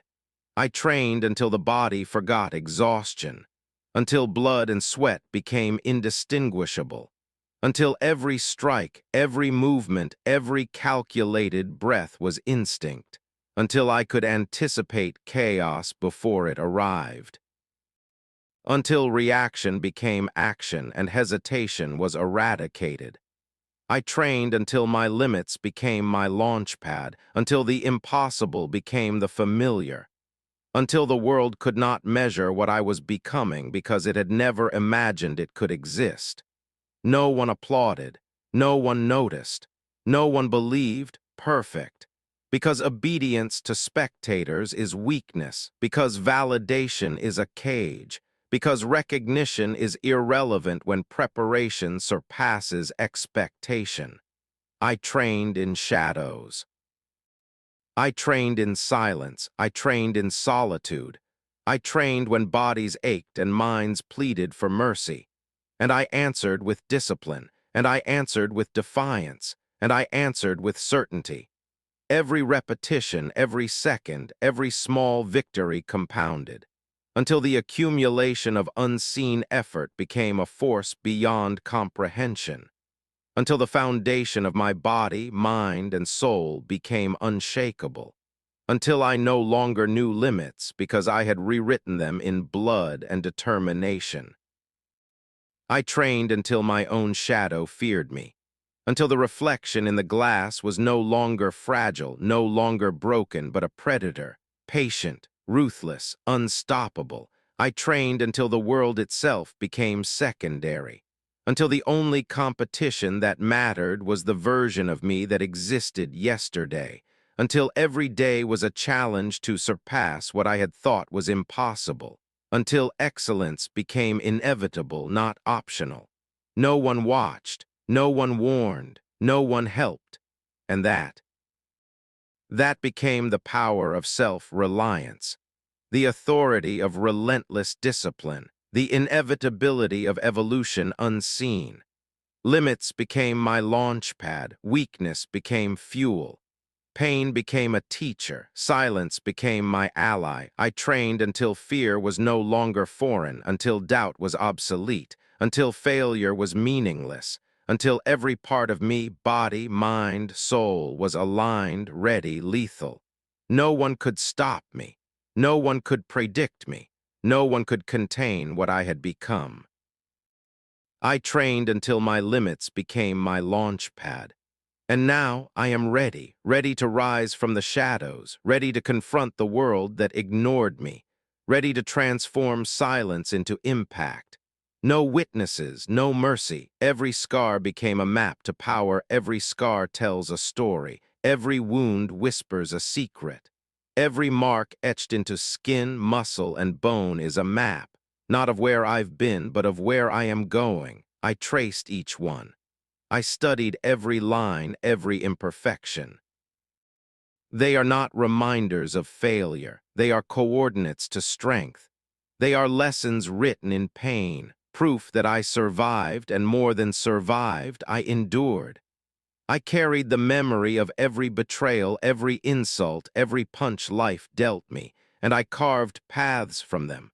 Paths not toward vengeance, not toward revenge, but toward mastery, toward domination of self, toward transformation the world could not anticipate. Every scar became a teacher. Every scar became a compass. Every scar became a warning to myself and to anyone foolish enough to doubt me again. Pain is temporary, they said, but scars are eternal. I collected them like trophies, like keys to doors the world refused to open. I pressed them into my memory. I examined them. I molded them. I used them. Every scar became a map to power. Every failure became a lesson in strategy. Every betrayal became fuel for focus. Every sleepless night became a blueprint for resilience. I learned to read the language of my own suffering. I translated every pang, every ache, every fracture of pride into guidance, into a plan, into movement, into force. I do not hide my scars. I do not apologize for them. I do not pretend they do not exist. They exist. And they declare to the world, I survived, I learned, I grew. Every scar is a direction, every mark a waypoint. Every battle a reminder I am still standing, still moving, still becoming. I followed the map. I navigated the terrain of my own torment, and I arrived somewhere the weak cannot imagine, a version of myself forged, precise, disciplined, and untouchable. The world never handed me guidance. It handed me scars, and I traced them. I learned from them. I transformed them into power the world could not ignore. Every scar became a map to power. Every scar became a signal I will rise. Every scar became a compass pointing forward, never backward. I am not who I was. I am not who they thought I would be. I am the sum of every wound, every mistake, every moment of suffering. I am the map that leads to the future. A future built in shadows, a future built in silence, a future built in fire. Every scar became a map to power, and now I follow it. Not for them, not for recognition, not for apology. I follow it for me, for my rise, for the inevitability of who I was always meant to become. No one could have given me this map. No one could have guided me. I drew it myself. I burned it into memory with effort, endurance, and defiance. Every scar became a map to power, and now I am ready to arrive. Disappearance became my greatest weapon. They thought they knew me. They thought my absence was weakness. They thought my silence was surrender. They were wrong. I disappeared, not because I was afraid, not because I lost, not because I lacked power. I disappeared because power is quiet before it strikes, because evolution is silent before it dominates, because the world cannot prepare for what it cannot see. While they searched for me, while they whispered my name, while they assumed my defeat, I moved. I trained in shadows. I sharpened my mind in silence. I molded my body in obscurity. I crafted my resolve where no applause could reach. Disappearance is not absence. It is preparation. It is strategy. It is weaponization of time, pain, and solitude. They measured presence. I measured outcomes. They counted arguments. I counted steps toward inevitability. While they wasted energy watching, judging, and doubting, I became unstoppable. While they focused on noise, I became precision. While they assumed they had control, I assumed mastery. Disappearance became my greatest weapon. It taught me patience. It taught me timing. It taught me that the world fears what it cannot see. And now I am the storm it never predicted, the force it never considered, the shadow it dismissed. I do not announce my arrival. I do not ask for permission. I do not wait for applause. I disappear, I observe, I strike. They called my absence cowardice. I call it dominance. They called my silence failure. I call it inevitability. They thought I vanished. I call it evolution. Disappearance became my greatest weapon. Every retreat was a calculation. Every withdrawal was a lesson. Every unseen movement was preparation for the moment they would never see coming. I vanished from their eyes, but never from my purpose. I vanished from their memory, but never from my intention. I vanished from their world, and in that void I grew. Disappearance became my greatest weapon because the world can only fight what it knows, and I became unknown, I became untouchable, I became inevitable. And when I return, not a whisper will announce it. Not a shadow will betray it, not a soul will guess it. Disappearance became my greatest weapon, and power, absolute, unrelenting, and unchallenged, is born in silence. No one saw me leave, no one saw me change, no one will see me arrive. But they will feel it, and they will remember. The world always remembers the storm it ignored. Disappearance became my greatest weapon, and I am ready. I learned power does announce itself, power does not shout, power does not beg for attention, power does not wait for applause. I learned this the hard way. When the world demanded spectacle, I gave silence. When they sought drama, I delivered precision. When they clung to noise, I became still. True strength is quiet. It does not flinch at scrutiny. It does not tremble at doubt. It does not prove itself to fools who refuse to see. They judged presence by volume. They measured worth by gestures. They believed strength was a roar. I discovered it is a shadow. I watched them clamor for recognition. I watched them shout over each other. I listened to the chaos they called life. And I smiled because in the silence I built empires. Impact does not need introduction. It does not need witnesses. It arrives, and it cannot be ignored. Every strike I planned in secret, every move I refined unseen, every moment of preparation invisible to their eyes was a storm gathering in the dark. I learned the world confuses noise with power. They cheer the loud, applaud the showy, but the true force moves without fanfare. The true force waits, and when it strikes, the world bends. I do not parade my strength. I do not seek permission. I do not negotiate with expectation. I act, and action carries the weight of inevitability. Power is not the clamor of the crowd. Power is the absence of need for approval. Power is the patience to wait, the courage to endure, the vision to anticipate. I discovered that the loudest are rarely the strongest, that the desperate scream while the confident calculate, That attention is a tool, not a measure. I became the silence in the room they could not control. I became the shadow behind the stage they could not reach. I became the force in motion before they even realized the race had begun.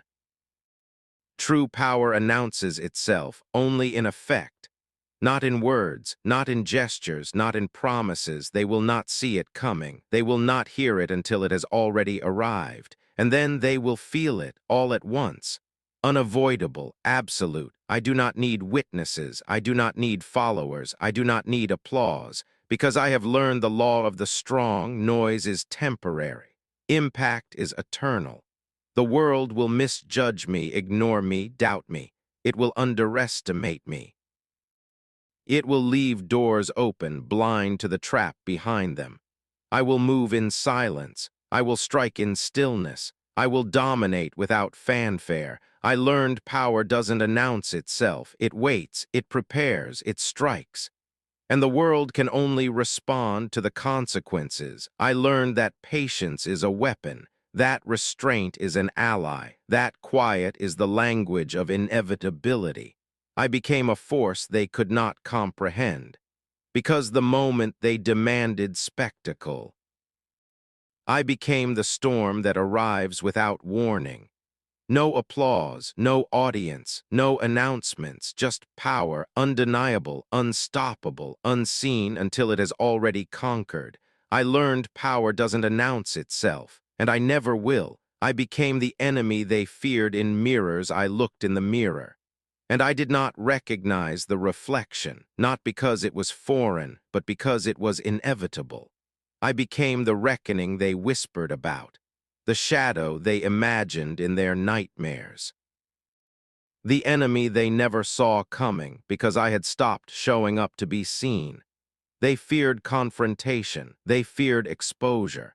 They feared the truth staring back at them, and I became that truth. Every slight, every betrayal, every moment they assumed I was weak, it was fuel. And it forged me into something they could not ignore. I became patience sharpened into steel. I became silence deep enough to drown their arrogance. I became a shadow long enough to stretch across their certainty. I am not what they expected. I am not what they prepared for. I am not what they can control. I am the enemy they carry in their thoughts at night, the reflection they see when they try to forget, the question they cannot answer, the force they cannot name, the fear they cannot escape. I became the enemy because I learned to love my own absence. I became the enemy because I no longer needed their validation. I became the enemy because I had nothing left to lose except the weakness they planted in me. I learned to move like a whisper in a hall of screams. I learned to strike where they thought I would never touch. I learned that the most dangerous enemy is the one who has no need for their approval, no attachment to their pity, no desire for their recognition. They see only what I allow them to see. They think they know my limits. They think they can predict my next move. They think I am still human, but I have shed the illusions of humanity they cling to. I have shed their expectations. I have shed the mercy that once bound me. I became the enemy in their mirrors, not to them, but in them.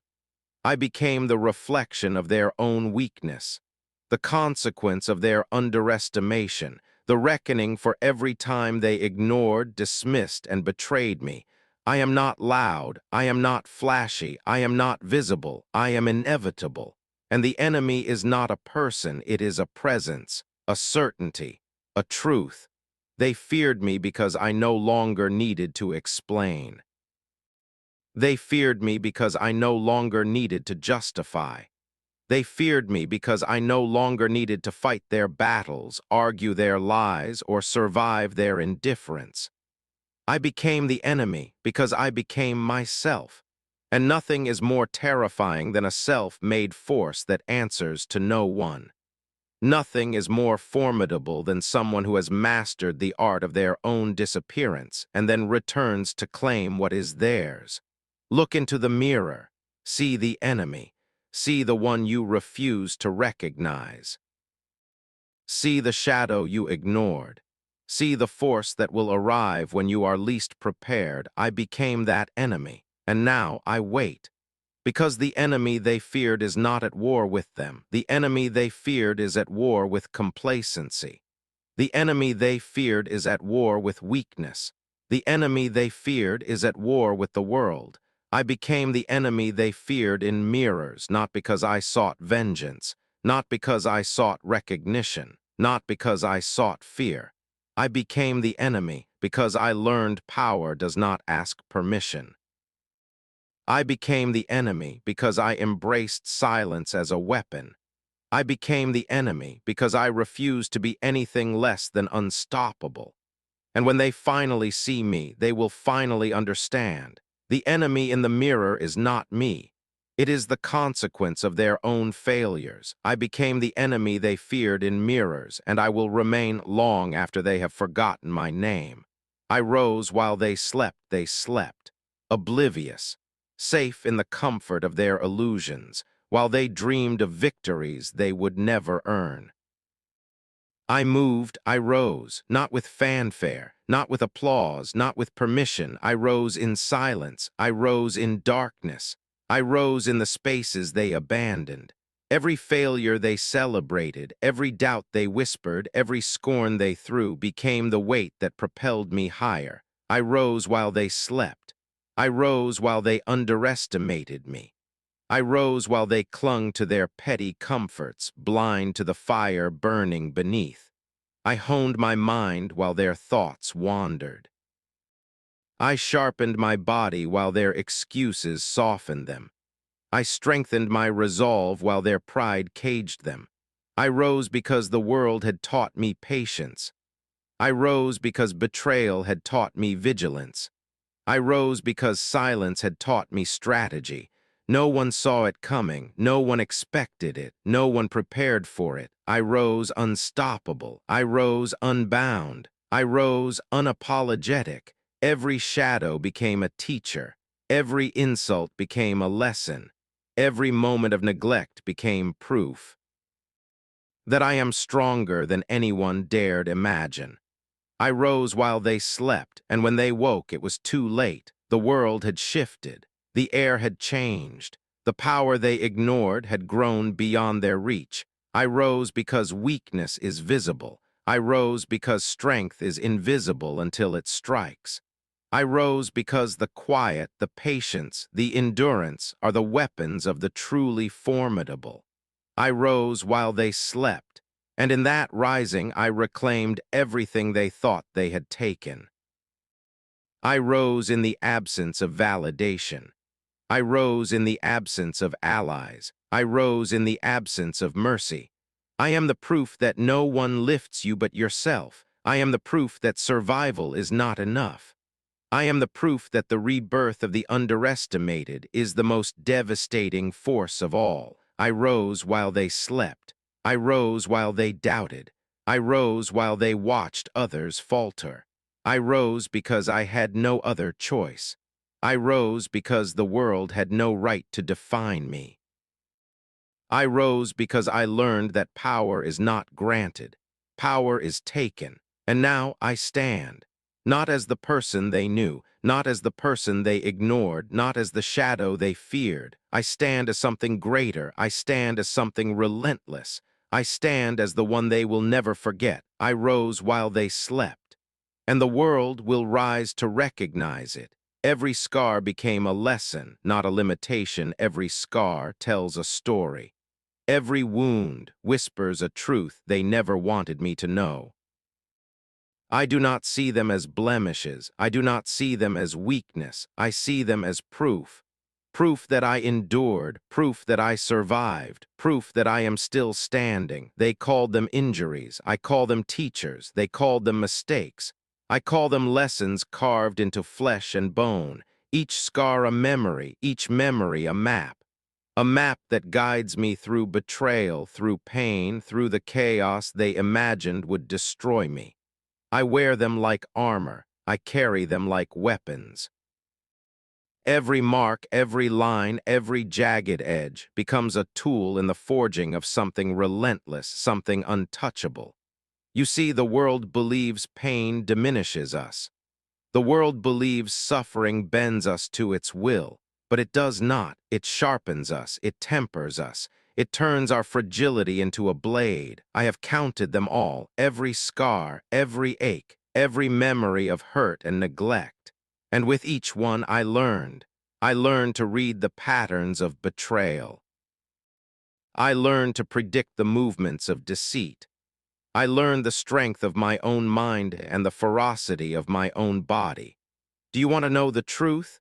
Pain is not a cage. It is a weapon they never taught you to wield, a weapon you must discover alone in the silence they abandoned you to. I discovered it. I mastered it. I became it. Every scar is a lesson etched in crimson and resilience. Every scar, a reminder that the body remembers more than the mind can betray. Every scar, a testament to the fact that I rise stronger, sharper, unbroken. Look at me. Look at the scars you imagined would shame me.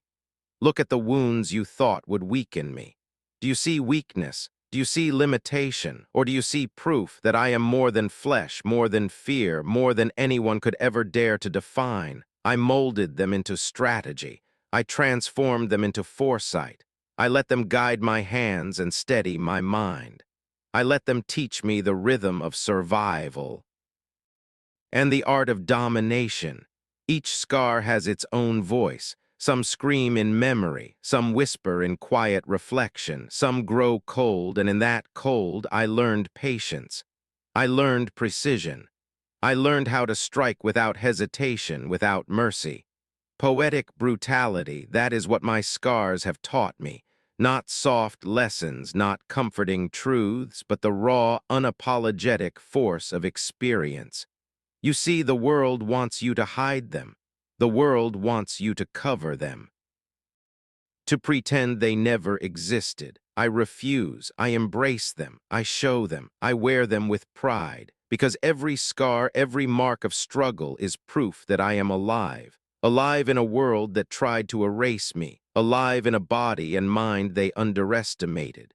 Alive in a soul they sought to fracture. I do not apologize for them. I do not mourn them. I do not fear them. I transform them. I command them. I weaponize them. And in that I am unstoppable. In that I am untouchable. In that I am inevitable. So look at me. Look at the lines, the bruises, the memories etched into my skin. Do you see limitation, or do you see evolution? Every scar is a lesson. Every lesson is a step forward. Every step is a strike, precise and unyielding. I have turned trauma into technique. I have turned weakness into discipline. I have turned suffering into supremacy. I am proof that pain is not the end. I am proof that scars are not chains. I am proof that nothing, not betrayal, not injury, not fear, can stop me. Every scar became a lesson. Every lesson became power. Every ounce of pain became a spark that ignites the fire they never saw coming. And now I am forged, unbreakable, unstoppable, untamed. Every scar is mine. Every lesson is mine. Every victory is coming, and it is mine as well. I am the culmination of every wound. I am the product of every betrayal. I am the force that rises from every fall. And when the world finally looks at me, they will not see the pain I endured. They will not see the scars. They will see the strength I became, because every scar became a lesson, not a limitation. I stopped wanting to be understood. I stopped wanting to be understood. Do you hear that? The silence that follows when words no longer matter. The relief that comes when you stop explaining yourself to fools. I stopped justifying. I stopped defending. I stopped bending my truth to the fragile egos of those who could never bear it. They wanted clarity. They wanted answers. They wanted a version of me that fit neatly into their narrative. I refused. I stopped wanting to be understood, because understanding is a leash. a leash they hold while pretending to care, a leash that suffocates the mind, that cages the spirit. Look at them, look at the world. Do you see how desperately they seek reasons? Do you see how weak they grow when they do not get them? I do not belong to that weakness. I do not bow to their logic. I do not kneel for their comfort. I stopped wanting to be understood. And the moment I did, I became free. Free from the chains of explanation, free from the burden of their judgment, free from the morality that never applied to me. Morality, a word they wield as a weapon, a concept they enforce to control, to bind, to shame. I am not bound. I am not ashamed. I see the world as it is, not as they tell me it should be. Not as their fragile ethics demand. I see it cold. I see it sharp. I see it as a mirror reflecting only the truths I choose to see. I stopped wanting to be understood, and in that I discovered something terrifying: power, true, quiet power, the power of detachment, the power of certainty, the power to act without the consent of anyone, the power to move through life unbound, unjudged, unstoppable. Do not mistake this for arrogance. Do not mistake it for ego. It is something sharper, something purer, a clarity they can never touch. When they question me, I do not answer. When they judge me, I do not flinch. When they accuse me, I do not hesitate. I stopped wanting to be understood, and the world became irrelevant. I became the force that exists beyond explanation, the shadow they cannot comprehend, the storm they cannot predict. Cold, precise, unmovable, I stopped wanting to be understood. And in that silence I found my voice, my power, my supremacy. Every glance that seeks to measure me fails. Every whisper that hopes to define me dies. Every hand that reaches for control meets nothing but my certainty. I am not here for their comprehension. I am not here to comfort their fragile minds. I am here for myself, and for the path I carve with the hands of the relentless.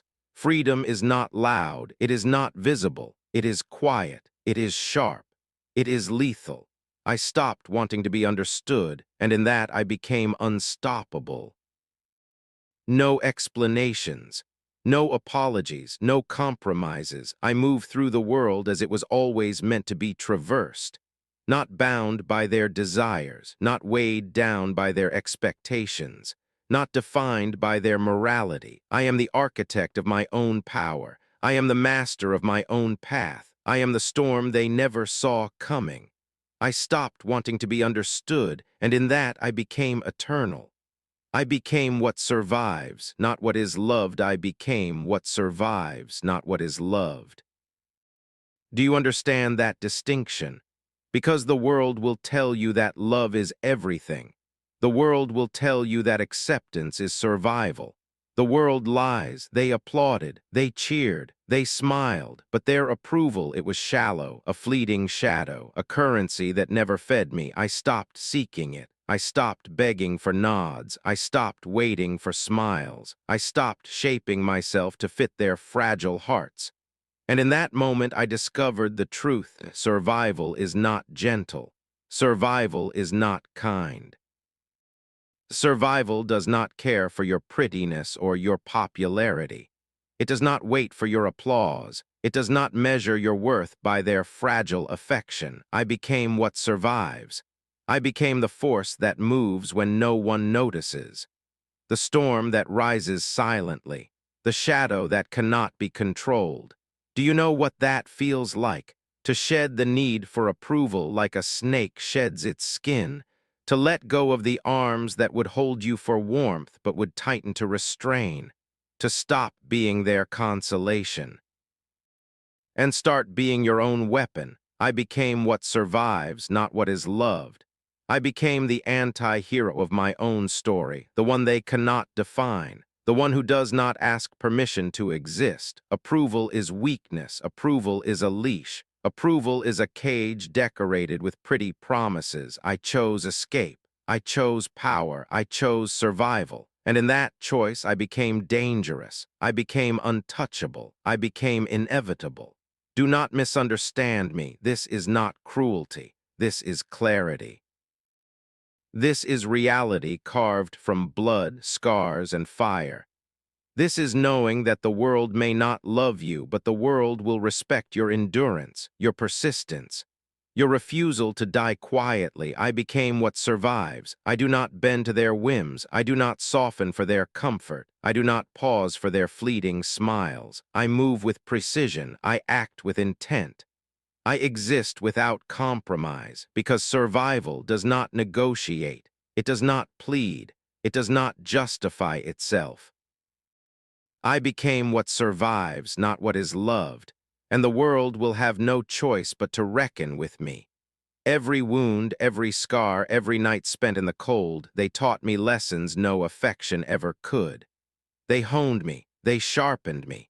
They made me unbreakable. I became what survives, not what is loved. And in that truth I found freedom, absolute, unshakable freedom. No more need for validation, no more hope for acceptance, no more waiting for the applause that never comes. I am my own reckoning. I am my own consequence. I am the force that endures. I became what survives, not what is loved. And in that I found the power that will outlast them all. No love, no applause, no witnesses, only survival, only dominance, only me. While you slept, I evolved. While you slept, I evolved. Do you hear that? It is not a threat. It is a statement of fact. While you were comfortable, I became relentless. While you were distracted, I became deliberate. While you were blind to the quiet hours, I honed myself into something that cannot be ignored. You slept. And I became a predator, not the kind you read about in fairy tales, not the kind that thrives on fear for attention. I am a predator of precision, a predator of consequence. Silent, calculated, unseen until it is too late. Do you think evolution is loud? Do you think transformation wears a crown and shouts for applause? No, evolution is patient. Evolution is invisible. Evolution waits while the world remains asleep in its complacency. And I was never complacent. I trained where no one watched. I endured what no one could endure. I embraced the cold. I welcomed the solitude. I devoured the silence. Pain became a teacher, failure became fuel, rejection became ritual. Every night was a sharpening, every scar was a calibration, every moment alone was an upgrade. While you slept, I evolved. I do not stumble through life hoping to be noticed. I do not plead for your respect. I do not linger for your approval. I move in shadows you cannot penetrate. I strike in ways you cannot anticipate. I exist in the spaces between expectation and reality, and there I am unstoppable. Look at yourself. Look at your habits, your fears, your excuses. While you slept, I became relentless. Do not mistake my silence for weakness. Do not mistake my absence for indifference. I am not absent. I am present where it counts. And you? You are asleep, blind, unaware, vulnerable. While you slept, I evolved. I became sharper than my pain. I became stronger than their judgments. I became faster than your predictions. I became colder than the indifference that surrounded me. Every tear that fell unnoticed, every word that was unheard, every dismissal that cut too deep, it all became raw material. All became preparation. All became strength. While you slept, I evolved. I do not announce myself. I do not parade my victories. I do not need witnesses. I am evolution incarnate. I am survival perfected. I am the storm that does not ask permission to arrive. And when you wake, do not be surprised by my presence. Do not plead for explanation. Do not seek to understand. I do not exist for you. I exist beyond you, beyond judgment, beyond expectation, beyond mercy. While you slept, I evolved. I became the predator the complacent fear, the one they cannot measure, the one they cannot predict, the one they cannot stop. I became the final consequence of their ignorance, the reckoning they never prepared for, the embodiment of quiet dominance. I evolved while you slept. And now the world will feel it. Every step I take echoes in the spaces you ignored. Every choice I make reshapes the paths you thought were yours to control. Every breath I draw solidifies the truth. Survival is not about love. Survival is not about approval. Survival is about being what endures, what strikes, what conquers. While you slept, I evolved. And in that evolution, I became invincible, no witness. No cheer, no mercy, only power, only purpose. Only me, I am the predator, I am the consequence, I am the evolution you slept through. And I will not apologize for existing beyond your perception. I will not pause for your understanding. I will not stop for your comfort. While you slept, I became what survives. I became what dominates. I became inevitable. While you slept, I evolved. And now I rise. I didn't come back, I arrived, I didn't come back. Understand this, I arrived. There is a difference. A world that waits for your return sees you as a shadow, a whisper, a reminder. I do not return, I arrive. And the air shifts, the balance breaks, the rules bend. They thought my absence was a void. They believed my silence meant weakness. They assumed time would erode my relevance. They were wrong. Every corner they claimed, every authority they flaunted, every laugh they shared in comfort, it was temporary. Fleeting, insignificant, because I was not gone, I was building, I was watching. I was sharpening myself in the darkness they never noticed. And now I arrive. Do you feel it? That subtle unease creeping in the room, that instinctive pause before your next word, that hesitation you can't explain, that is the weight of presence, the gravity of inevitability. I do not need to shout. I do not need to prove. I do not need permission. The air itself carries my authority. The energy bends toward me. Even those who pretend not to see me, see me. Even those who deny my power, sense it. I am not a return, I am a reckoning. Notice the difference. Notice how your dismissal feels lighter now, how your confidence wavers, how the laughter in the room feels hollow. I did not come back to reclaim what was mine. I came to claim what I always was, to inhabit spaces with my presence alone, to bend attention without asking, to make fear the natural response before any words are spoken. They whispered while I was gone. They doubted. They mocked. They celebrated my absence, all of it meaningless because I didn't return to their world. I arrived into it. And arrival is not optional. Arrival is final. Arrival is undeniable. Do you feel it in your chest? The tightening in your mind, that subtle realization that nothing will ever be the same again, that everything you thought you knew is irrelevant. I have entered the space you occupy. I am no longer the rumor of the past. I am the certainty of the present, and certainty demands attention. Certainty demands obedience. Certainty demands fear. Do not mistake this for arrogance. Do not confuse calm control for weakness. I am deliberate. I am unflinching. I am calculated. Presence is a weapon. Presence is authority. Presence annihilates the pretense of comfort. They will try to measure me. They will attempt to define me. They will try to contain me. Laughable, futile, ignorant. I am not here for approval. I am not here for friendship. I am not here to be understood. I am here to exist. And my existence is enough. Feel the shift. Notice how the room tilts, how eyes dart, how voices soften. Notice the fear that creeps in where once there was dismissal. Notice the energy bending, reshaping, aligning. I did not return to your world. I arrived. And arrival is permanent. Arrival is power. Arrival is inevitability. The difference between coming back and arriving is the difference between pleading for attention and demanding respect, between hiding in shadows and casting them yourself, between being forgotten and being unforgettable.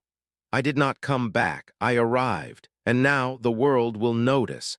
Every step I take echoes beyond the room, every gesture commands without request, every breath I take carries the weight of consequence. Do not look for signs. Do not wait for acknowledgement. Do not expect mercy. I am here. I am present. I am unavoidable. And with presence comes power. With presence comes control. With presence comes fear. I did not come back to be part of the narrative. I arrived to rewrite it. I arrived to redefine it. I arrived to remind the world a presence is supremacy. Silence is judgment. Fear is the acknowledgement of what they cannot touch. I am here, not for applause, not for recognition, not for mercy. I am here because I exist beyond their comprehension. I am here because I am inevitable. I am here because they will remember I didn't come back, I arrived, and arrival changes everything.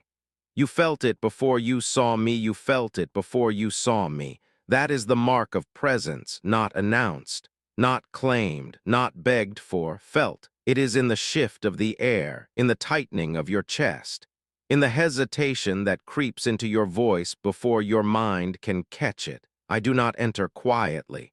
I enter as a storm you sense in the distance. Long before the clouds break, long before the thunder strikes, long before the world bends, you feel it. A pressure, a weight, an inevitability. Do you recognize it?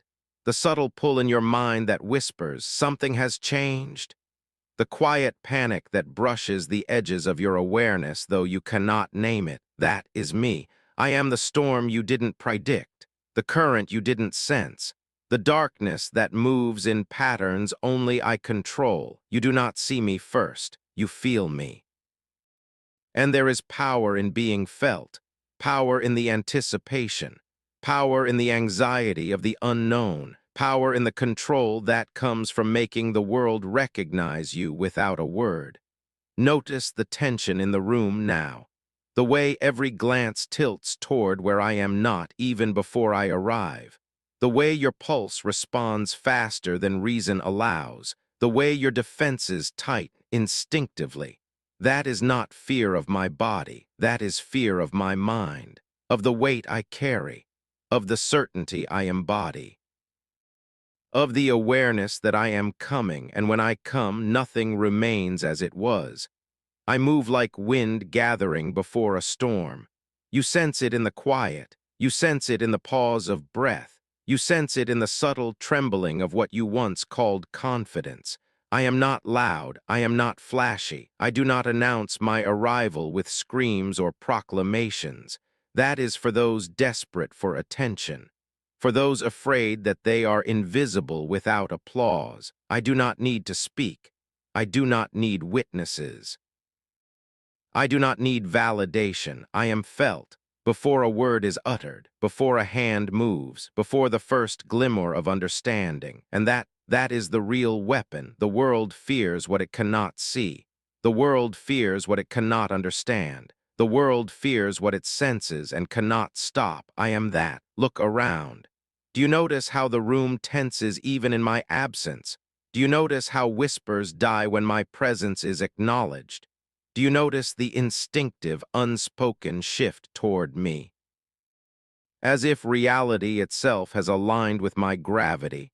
That is the discipline of silence, the mastery of restraint. The certainty that comes from knowing power does not need announcement. I am here, but not yet. I am felt before the shadow even touches the floor. I am a weight that bends perception, a current that shifts thought. A storm that builds quietly, inevitably, until it is unstoppable. The tension you feel is not imagination. It is anticipation. It is recognition. It is the world acknowledging something it cannot yet name. And when I step fully into the room, when the space finally bends to my presence, that tension becomes inevitability. That pressure becomes consequence. That anticipation becomes fear. You cannot escape it. You cannot prepare for it. You cannot argue with it. Because I exist in the psychological space before the physical. I dominate the unseen. I command the intangible. I manipulate the air, the mind, the instinct without a single motion. The storm does not ask permission. It does not wait for approval. It does not negotiate. I am that storm. And the world always knows it before it sees it. I am coming, even before I arrive, even before you understand, even before you can speak my name. You felt it before you saw me. And that is the power of true presence. Respect was never asked for, it was taken. I never asked for respect. I learned early that asking puts you beneath the answer.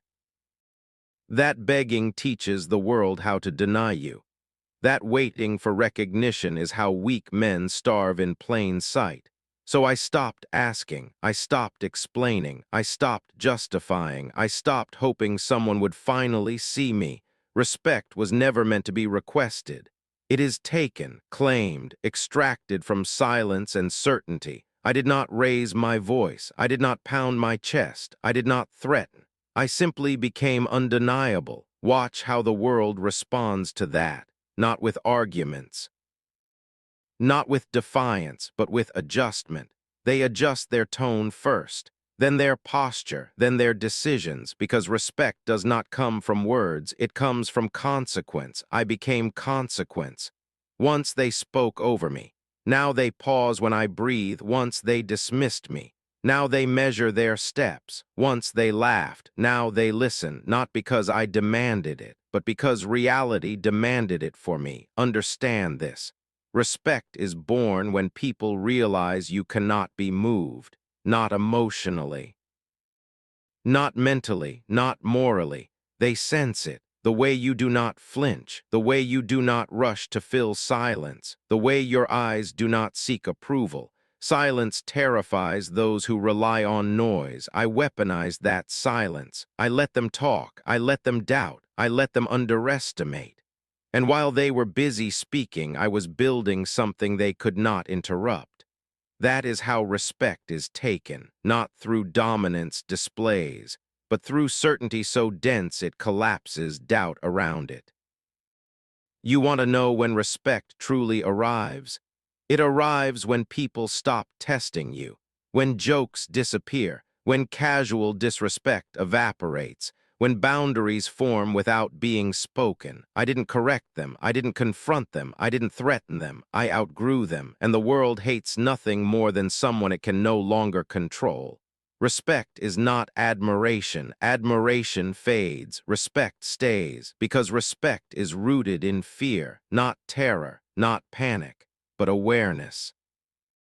The awareness that crossing you costs something, so I made myself expensive. Every decision measured, every word precise, every action deliberate, no wasted movement, no emotional leakage, no visible desperation. They noticed. They always do.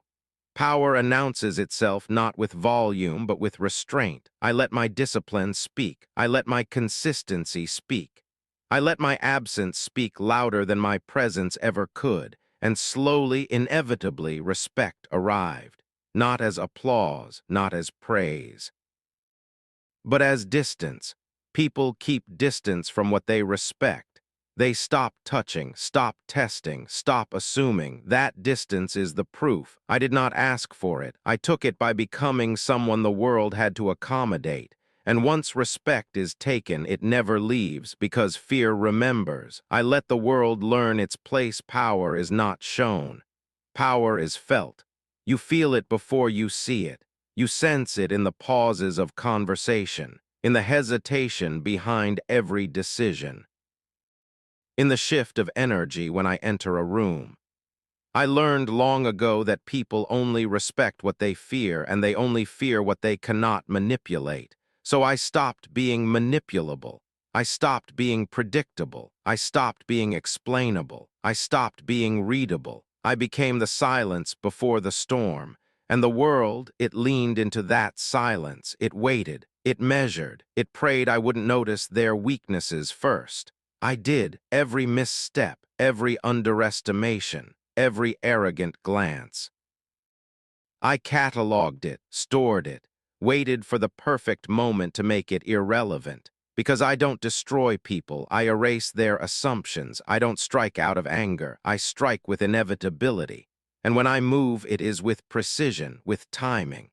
with a cruelty so calm it makes the untrained mind shiver. I am no one's moral puzzle, no one's comforting truth, no one's favorite story. I am consequence. I am inevitability. I am the thing they feared in the mirror but refused to name. I let them learn their place.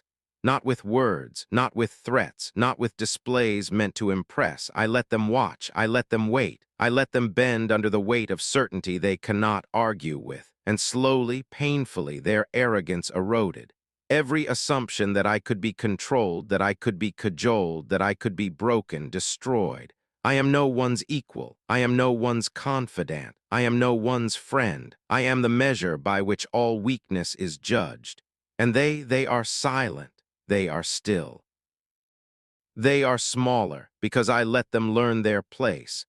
And that is more terrifying than any scream, more commanding than any shout, more permanent than any threat. Respect.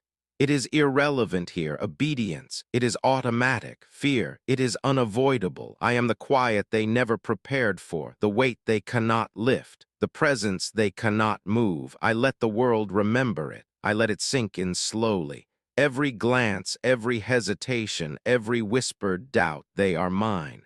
And when they finally realize, they are already too late. The silent threat became the unseen apex. I did not roar. I did not announce. I did not demand. I arrived. And arrival is more potent than return, because a return implies expectation. Arrival implies inevitability. I am inevitability. Look around. Notice the shift in the air. Notice how conversations stall. Notice how assumptions crumble. Notice how the confident falter. That is power, not loud, not flashy, not borrowed from applause or admiration. True power whispers, it calculates, it waits, it lets others move first, let others expose themselves, let others reveal the weaknesses I already own. I am the apex they never saw coming, the storm they never sensed, the predator who waited silently while the prey played with shadows. And now I move with cold certainty, with precise intention, with absolute control.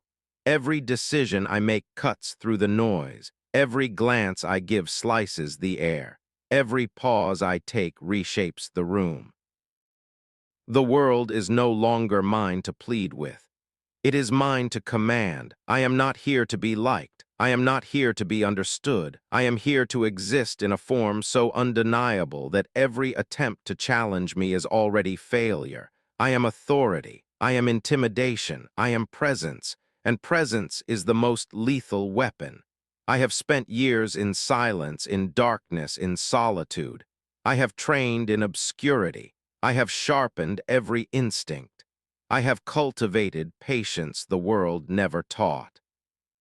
While you slept, I evolved. While you doubted, I mastered myself.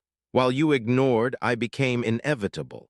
And now I return, not as someone you knew, not as someone you loved, not as someone you could contain. I am the shadow you cannot outrun, the weight you cannot lift, the force you cannot bargain with. I am unseen, unheard, unquestioned. I did not come back, I arrived. And the difference is everything. Look around, feel it, breathe it. Fear replaces dismissal. Silence replaces chatter. Respect replaces laughter.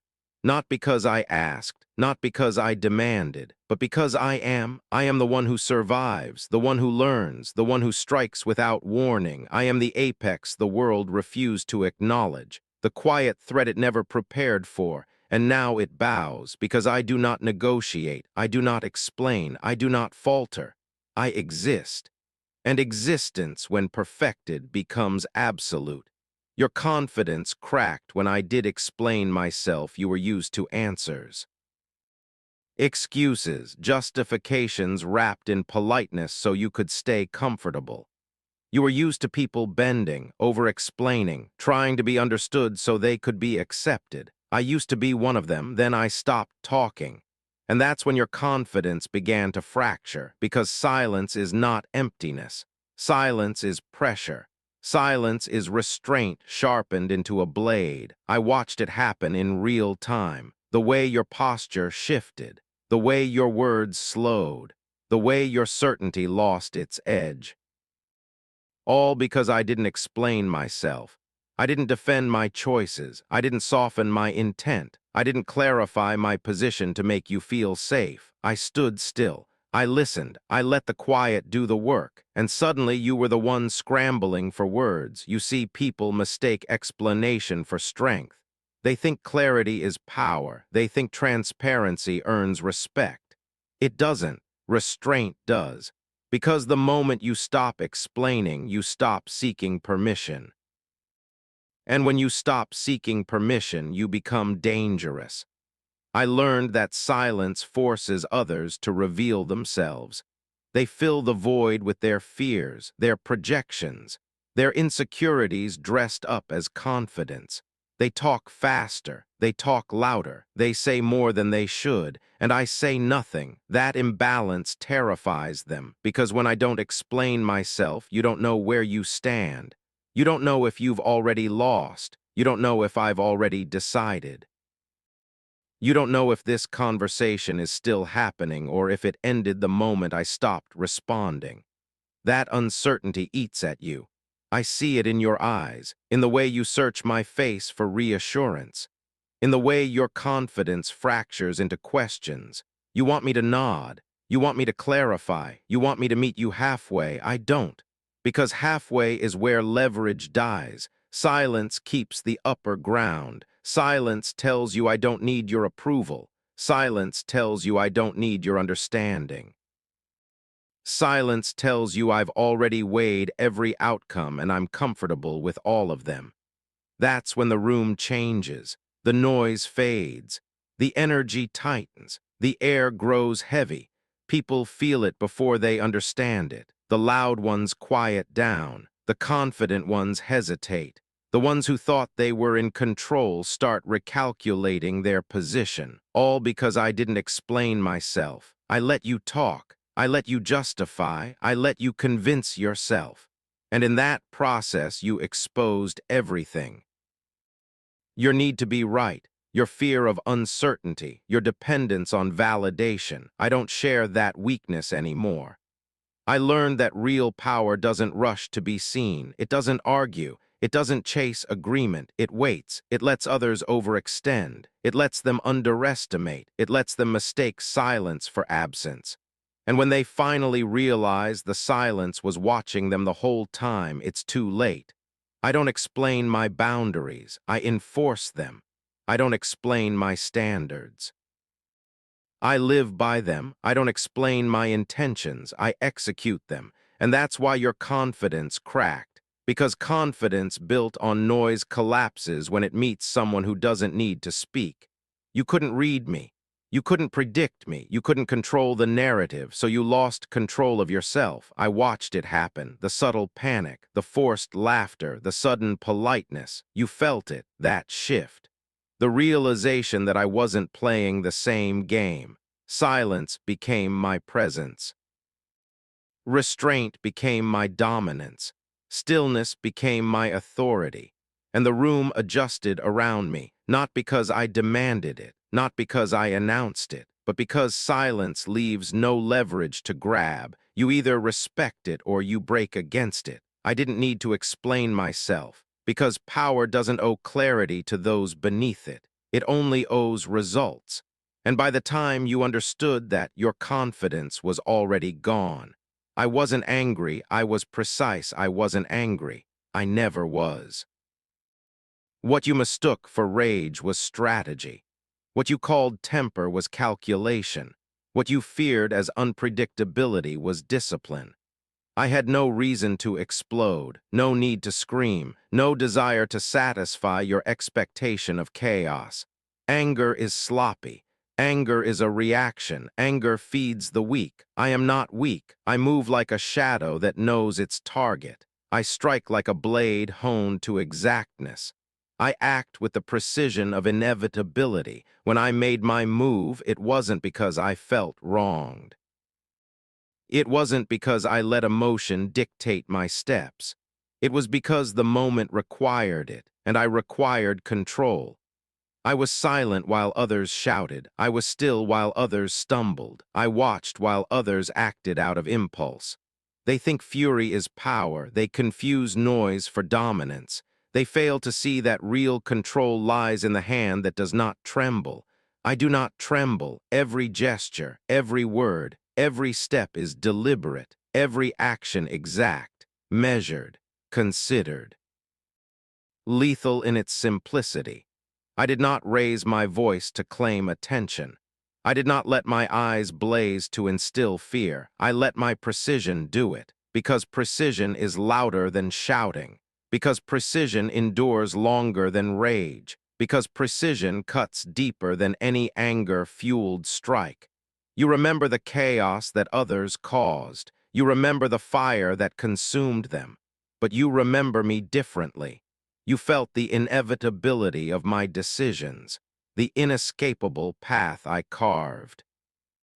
The calm before the storm and the storm itself arriving exactly as intended. I was not angry. I was aware. I was ready. I was surgical. Controlled aggression is an art. It does not flare and fade. It does not waste itself on emotion. It channels energy into every movement, every word, every choice. I measured my strike before it landed. I calculated my path before I moved. I chose my timing with patience no one else could understand, because precision demands patience. Because precision demands silence. Because precision demands the mind to be colder than the fear it generates. I watched the world lash out, desperate to make sense of its failures. I watched them rush to judgment, to confrontation, to ruin. And I stood apart, not out of hesitation, not out of fear, out of mastery. I am not reactive. I am decisive. I do not lose myself in chaos. I command it. I bend it. I use it as a tool to reveal the weaknesses of those who would test me. When I act, the world takes note, not because I roar, but because the impact is unavoidable. Because the precision cannot be ignored, because the outcome was always in my hands. You think the most powerful are those who scream the loudest, those who flail in frustration, lashing at what they cannot control. But the true power resides in the one who waits, calculates, and strikes with certainty. I was never angry. I was focused. I was relentless. I was precise. And that precision made others crumble. It shattered their confidence. It broke their illusions. It made them question the noise they relied on to mask their weaknesses. They mistook my calm for vulnerability. They mistook my silence for fear. They mistook my precision for hesitation. They were wrong. Every move I made was a message. Every decision I executed was a statement. Every quiet moment before the strike was preparation they could not see, because I act not from emotion but from calculation. Because I dominate not through volume but through inevitability. Because I am not angry, I am exact. And when precision meets opportunity, it is unstoppable. I do not lose control. I do not falter. I do not fail. The world assumes anger drives the strong. It assumes chaos fuels dominance. It assumes noise demands attention. I am the exception. I am the silence before the collapse. I am the hand that moves when all others hesitate. I am the thought that occurs too late, the action that cannot be undone. I was never angry. I was precise. And that is power. You remembered me when it was too late. You didn't notice when I disappeared. You barely registered the silence. I became a gap in your routine, a missing detail you assumed would always return. And that was your first mistake. You thought absence meant weakness. You thought distance meant defeat. You thought forgetting me was proof you had won, so you moved on. So you grew comfortable, so you relaxed your guard while I was becoming unforgettable. You didn't remember me when I was struggling. You didn't remember me when I was bleeding quietly behind closed doors. You didn't remember me when I needed recognition or validation or even understanding. No, you remembered me when the balance shifted, when the air felt different, when the ground beneath your certainty started to crack. That's when regret crept in. Regret is a strange thing. It doesn't scream, it whispers. It waits until escape is no longer possible. You felt it the moment you realized I no longer needed you to see me. The moment you understood your indifference had trained me to thrive without your approval. The moment you sensed that the version of me you dismissed no longer existed. That was the moment you remembered. Too late. You replayed old moments in your head. You questioned decisions you once made casually. You wondered how someone you overlooked became someone you could no longer ignore. And that question haunted you. Because deep down you knew the answer, you just didn't like it. You created this. Your silence sharpened me. Your absence disciplined me. Your disregard forced me to grow in directions you never anticipated. I became proof that neglect doesn't erase, it forges. When you finally noticed me again, it wasn't relief you felt. It was unease, a subtle pressure behind the eyes. A quiet realization that the power dynamic had shifted beyond repair. You tried to reframe the past, tried to convince yourself it wasn't that bad, tried to soften your memory to escape the weight of regret. But memory isn't kind to those who arrive too late. You saw the confidence I no longer explained. You felt the distance I no longer tried to close. You sensed the control in my voice, even when I wasn't speaking. And that frightened you, because regret doesn't come from loss alone.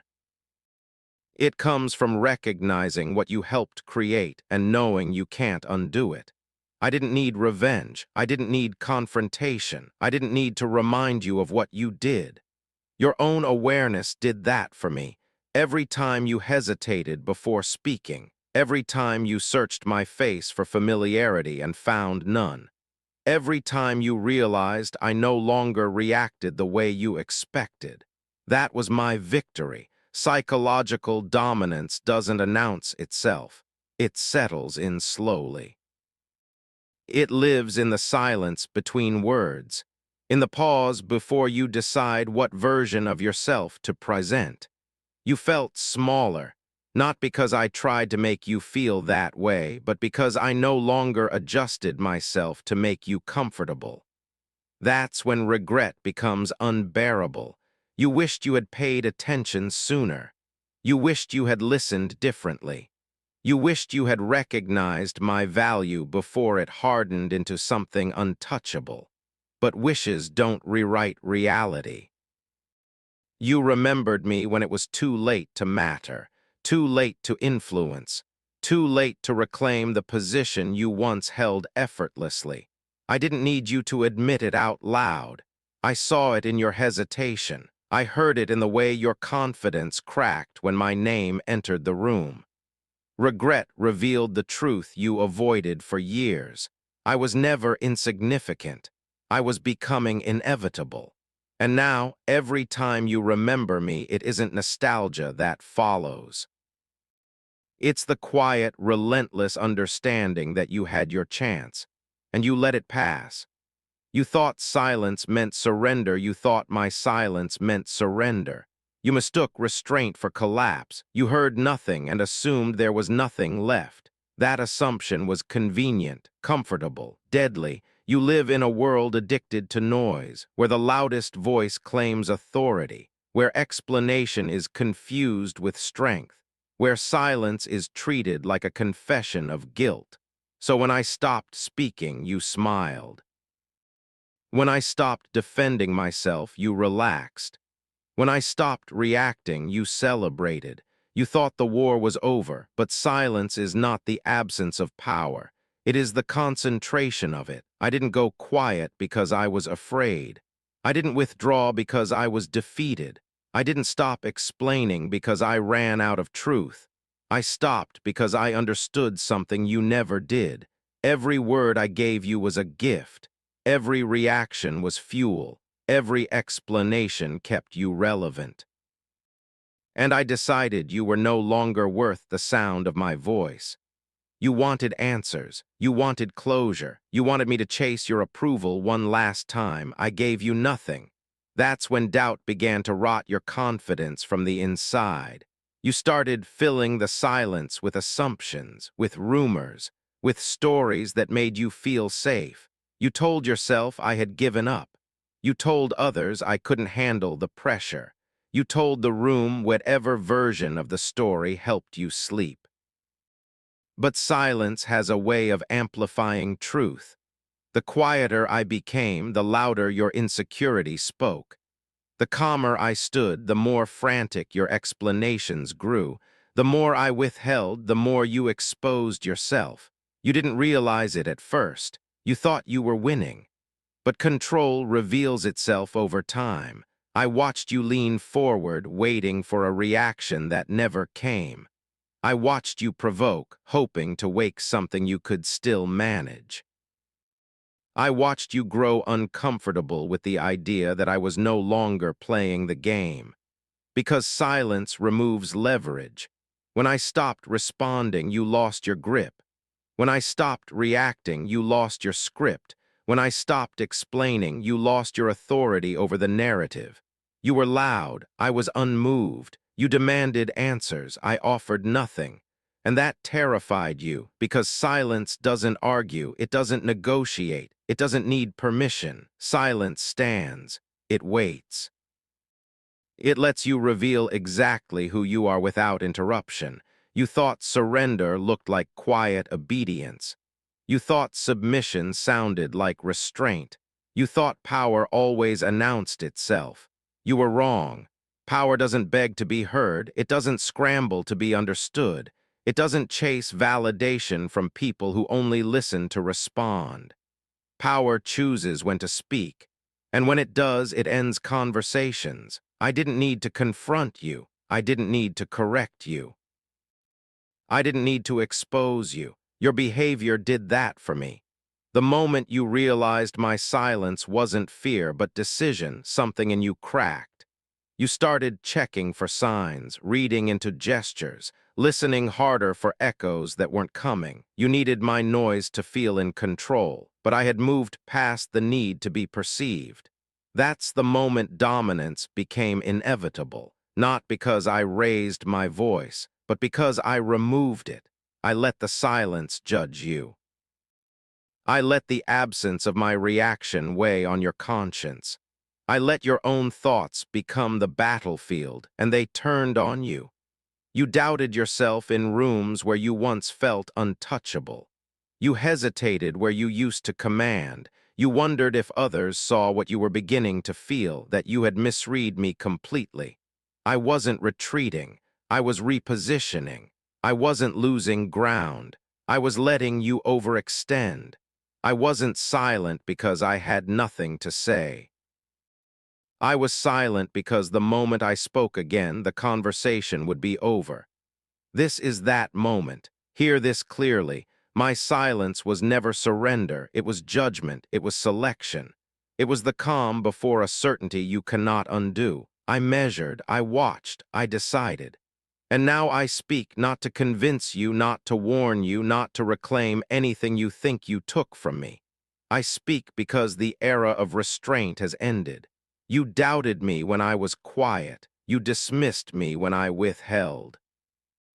You underestimated the discipline it takes to remain still while being misjudged. That discipline forged something irreversible. I don't need your recognition. I don't need your apology. I don't need your understanding. What I have now does not require your permission to exist. You thought silence meant surrender, but surrender begs, and I never begged. I waited. And now there is nothing left to explain. I did argue. I disappeared. I didn't argue. I didn't defend myself. I didn't stand in the middle of your chaos asking to be understood. I disappeared, not because I was weak, not because I was wrong, but because I finally understood the cost of staying visible in a world that feeds on reaction. Arguing keeps you trapped in someone else's frame. Explaining hands them control. Debating invites them into your mind like they deserve a seat at the table. They don't. So I left the table entirely. You wanted resistance. You wanted noise. You wanted me exhausted, scrambling for words, burning energy trying to prove my worth. I gave you absence. And absence is more violent than confrontation. Because when I disappeared, you lost your target. You lost your mirror. You lost the version of me you thought you could manage. No more arguments to win. No more reactions to manipulate. No more access, just space. And in that space, something happened you weren't prepared for. You had to sit alone with your assumptions. You replayed the conversations, searching for cracks. You rewrote the story, trying to make sense of why I didn't chase the last word. You waited for closure that never arrived. Because disappearance doesn't offer closure, it offers consequence. I stopped participating in narratives that required my weakness. I stopped engaging with people who only listen to respond. I stopped wasting power on battles designed to drain me. Disappearing wasn't retreat, it was elevation. While you were still arguing the past, I was redesigning the future. While you were collecting opinions, I was collecting clarity. While you were loud, I was deliberate. I didn't disappear to punish you. I disappeared to protect what you could never reach once I saw you clearly. Silence sharpened me. Distance disciplined me. Isolation revealed what mattered and what never did. I learned that not everything deserves a response.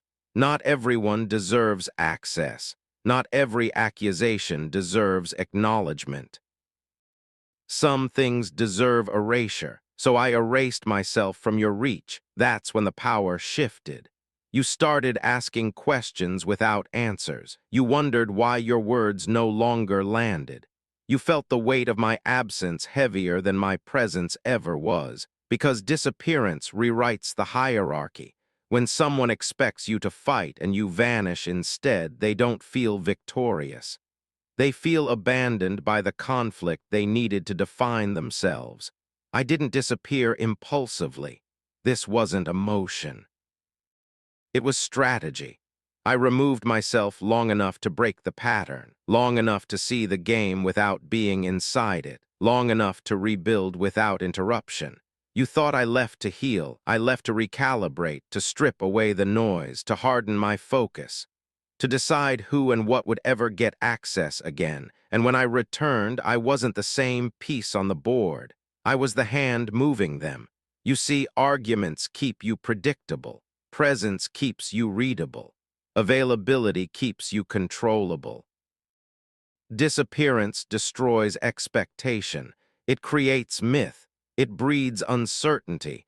It forces others to imagine your power instead of witnessing it. And imagination is far more terrifying. I didn't argue because arguing would have kept me small. I disappeared because disappearing let me grow in directions you couldn't track. Now I move without announcement. I speak without explanation. I act without permission. I no longer need to be understood. I no longer need to be seen. I no longer need to be validated by people who mistook access for entitlement. The core truth is simple. When I stopped arguing, I stopped bleeding. When I disappeared, I stopped leaking power. When I returned, quiet, precise, unmoved, I was no longer someone you could challenge. I didn't argue, I disappeared. And that was the moment I won without fighting. And in that absence, I became inevitable. I was gone, not lost, not defeated, gone. And in that silence, in that void where no one could reach me, something began to stir. Not a whisper, not a shadow, something primal, something unstoppable. You felt it even before you saw me. A pressure in the air, a shift in the world's rhythm, a warning that the rules you thought you knew no longer applied. I became a force you couldn't predict, a presence that didn't ask permission, a reality that no one could argue with. Absence has power. Silence has authority. Distance breeds fear in those who can't see what they've lost. While you gossiped, while you laughed, while you assumed, I was becoming something the world had no defense for. Not a hero, not a villain in the conventional sense, something larger, something necessary, something inevitable. I didn't announce myself. I didn't advertise my growth. I didn't seek applause, because inevitability doesn't need witnesses. Inevitable doesn't need validation. Inevitable just is. In that absence, I rebuilt every fragment of myself that had been dismissed. Every scar became a blueprint. Every betrayal became armor. Every doubt became fuel. They thought they had me contained. They thought they had predicted my path. But the truth is, I had already rewritten the rules. I had already crossed lines they didn't even see. I moved in the shadows of their assumptions. I trained in the silence of their indifference. I mastered the art of becoming more than human, more than memory, more than fear. They were never ready for what I would become. And when I returned, it wasn't a step. It wasn't an entrance, it was a reckoning. The world shifted around me. Rooms fell silent when I spoke. Eyes widened when I entered. They had waited for confrontation, for noise, for justification.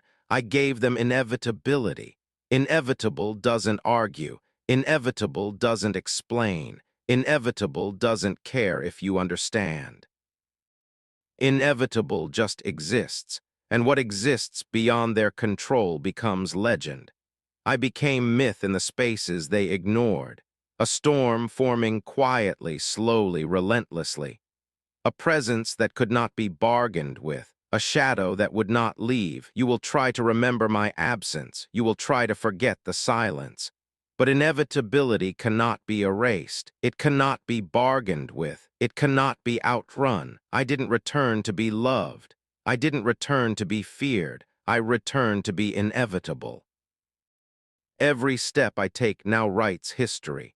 Every word I speak now weighs more than arguments. Every glance I give now shifts power. In absence, I became precise. In silence, I became unstoppable. In disappearance, I became legend. You see me now and you understand, not the man I was, not the shadow you assumed, but the force you can no longer escape. I didn't need your eyes. I didn't need your applause. I didn't need your recognition. I only needed absence. And in that absence, I became inevitable. The world waits. The world braces. The world knows now that when I move, nothing resists. I am the consequence of every doubt they whispered. I am the proof that silence builds empires. I am the shadow that cannot be banished. I am inevitable, not because they saw me coming, not because they understood the path, but because absence created me. Because patience forged me, because inevitability does not negotiate. And now here I stand, not answering, not apologizing, not proving anything. Because I no longer need to. I am beyond comprehension, beyond confrontation, beyond expectation. I am inevitable, and the world has no choice but to reckon with me. Look at the spaces where I once was. Look at the silence I left behind. Do you feel it? Do you feel the shift? That is inevitability. That is power born from absence. That is what becomes legend when no one is watching. I didn't just survive. I didn't just wait. I became inevitable, and now nothing can undo it. Nothing can stop it. Nothing can escape it. I am here. I have arrived. I am inevitable. I didn't vanish because I was weak. I vanished because I was finished explaining myself. There was a time I begged to be understood. I softened my words. I slowed my growth. I shrank my fire so it wouldn't frighten fragile minds. And still they misunderstood me. They mistook restraint for fear, silence for surrender, distance for defeat. That was their first mistake. Because the moment I stopped wanting to be understood, I became dangerous. I learned something most never do. Explanation is a leash, approval is a cage, and clarity is a gift you only give to those who deserve it. So I took my silence back, not as retreat, as strategy. While they argued loudly, I listened quietly. While they performed confidence, I sharpened precision. While they slept inside their assumptions, I evolved. They thought growth was noisy. They thought power announced itself. They thought dominance needed witnesses. They were wrong. Real power moves without asking. Real strength doesn't posture. Real predators don't explain why they're watching. I didn't become what was loved. I became what survives, because love is conditional, but survival is absolute. I let go of being like the moment I realized the world doesn't reward kindness. It rewards inevitability. So I hardened, not emotionally, strategically. I learned when to speak. I learned when to disappear. I learned that absence rewires people more effectively than confrontation ever could. When I left, they felt relief. They laughed. They dismissed me. They called it the end, but absence is not emptiness. It is pressure, and pressure changes everything. You felt it before you saw me again, that tension in the room, that unease you couldn't explain, that instinct telling you something had shifted. Storms don't ask permission. They change the atmosphere first. Silence became my signature. Rooms reacted before I spoke. Eyes followed before I moved. Confidence cracked, not because I attacked, but because I didn't explain. Nothing terrifies insecure people more than someone who doesn't need to be understood. I stopped correcting their assumptions. I let them underestimate me. Underestimation is camouflage. While they debated who I was, I became something else entirely. Not louder, sharper, not angry, precise. Anger wastes energy. Precision ends conversations. I wasn't emotional. I was deliberate, every move calculated, every step intentional, every silence heavier than a threat. They expected rage. They got inevitability. And by the time they remembered me, it was already too late. Regret arrived quietly, in the pauses between their thoughts, in the moments they replayed old dismissals, in the realization that they had misjudged the wrong person. Psychological victory doesn't shout, it waits. You don't defeat people when they hate you. You defeat them when they rethink you. That's when the weight sets in. I didn't come back to argue my worth. I didn't come back to reclaim space. I arrived. Presence replaced absence. Energy shifted when I entered. Fear replaced dismissal because they could feel it. Not what I said, what I had become. I was no longer reacting. I was arriving fully formed. Predator instincts sharpened. Emotion under control. Focus locked. While they slept, I evolved. While they talked, I trained. While they assumed, I became inevitable. They tried to provoke me. I stayed quiet. They tried to bait me. I watched.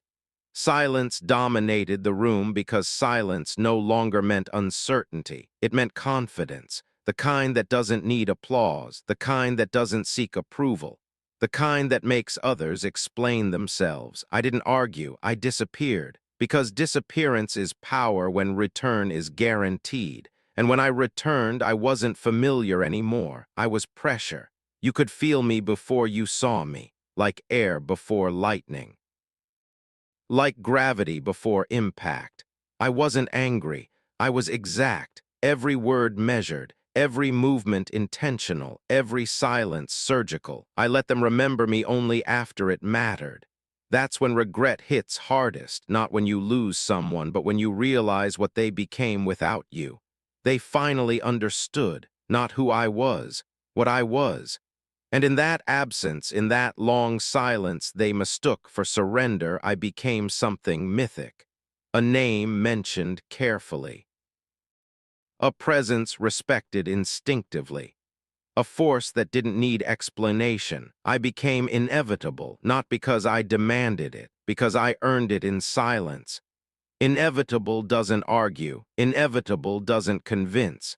Inevitable doesn't explain. It arrives. They thought silence meant surrender. They were wrong. Silence was the weapon, disappearance was the strategy, absence was the forge, and what came back was not something to debate, it was something to accept. I didn't return to be understood. I returned to be unavoidable. I didn't come back angry. I came back finished. No noise, no drama, no explanations, just presence, just pressure, just inevitability. And now you know silence was never weakness. It was preparation, and in that preparation I became inevitable. Let them talk, let them whisper.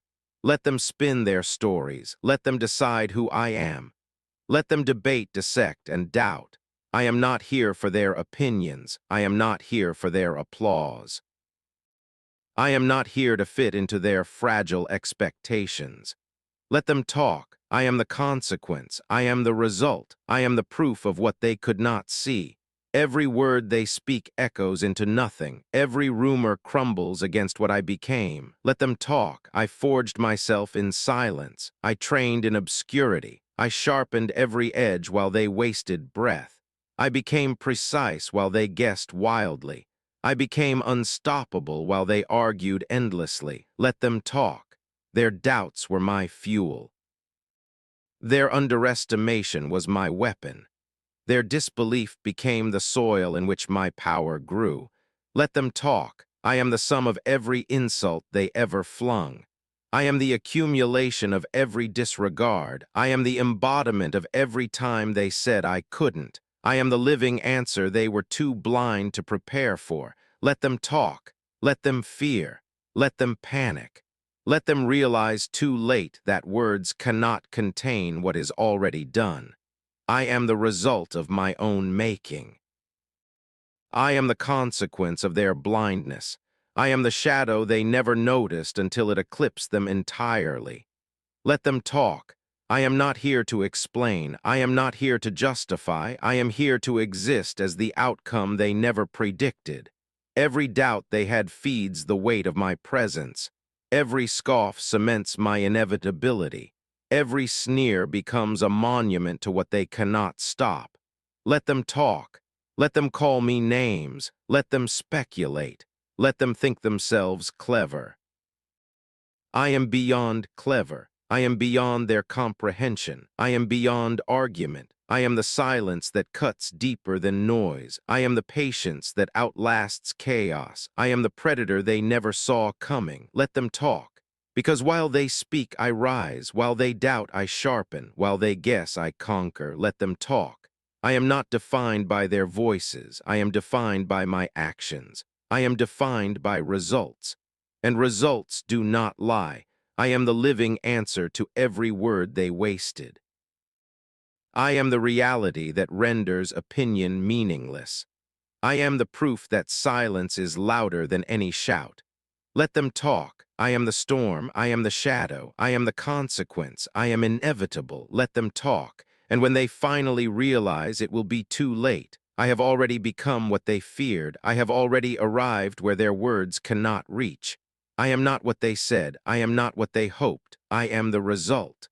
The final, unarguable, unstoppable result. Let them talk. I am what remains. I am what endures. I am what conquers. I am what cannot be stopped. Let them talk, because in the end all that matters is that I am the result. I am inevitable. I am power distilled into flesh. I am the shadow they ignored until it consumed them. Let them talk. I am already done. I am already here. I am already everything they will ever regret. Let them talk. I am the result. And the result cannot be argued with. This is what silence builds, not weakness, not retreat, not fear. Silence builds pressure. Silence builds patience.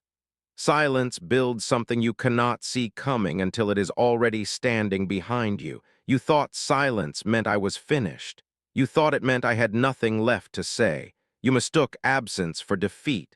That was your mistake. Silence is not empty. Silence is crowded with intention. It is full of plans that do not announce themselves. It is heavy with decisions already made. While you were loud, I was listening. While you were explaining, I was learning.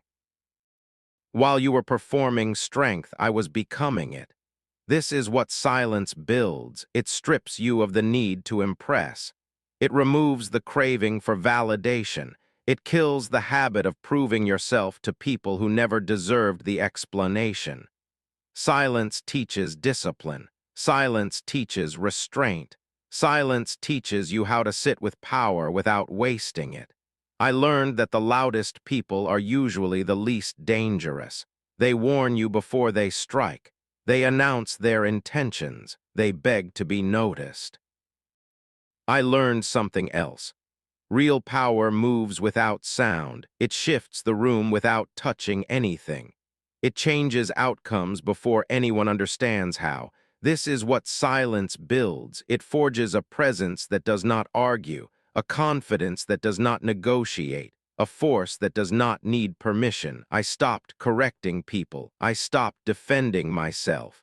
I stopped chasing understanding, not because I was tired, but because I was done. Done explaining myself to those who only listened for weakness. Done shrinking my edge to make others comfortable. Done mistaking noise for influence. Silence taught me that clarity does not shout. It arrives, and everything else moves around it. This is what silence builds. It builds a reputation without words. It builds fear without threats. It builds respect without demands. People felt it before they understood it. Something had changed. Something was different. The energy shifted. The jokes stopped landing. The confidence around me began to crack. Because silence does not argue, silence observes, and when it finally moves, it does not miss. I didn't need to dominate the conversation. I didn't need to raise my voice. I didn't need to announce my growth. I let the results speak in a language no one could interrupt. This is what silence builds. It turns patience into a weapon. It turns restraint into intimidation. It turns absence into myth. They wondered where I went. They filled the gaps with assumptions. They underestimated the distance I was covering. And when I returned, I was no longer something to debate. I was something to adjust to. This is what silence builds. It leaves people replaying old moments, searching for the second they lost control of the narrative. It leaves them realizing too late that the power had already shifted. Silence does not need the last word. Silence becomes the final outcome. I didn't come back to be seen. I came back to be undeniable. I didn't return to explain. I returned as proof. I didn't raise my voice. I removed my presence. And when I returned, the world adjusted.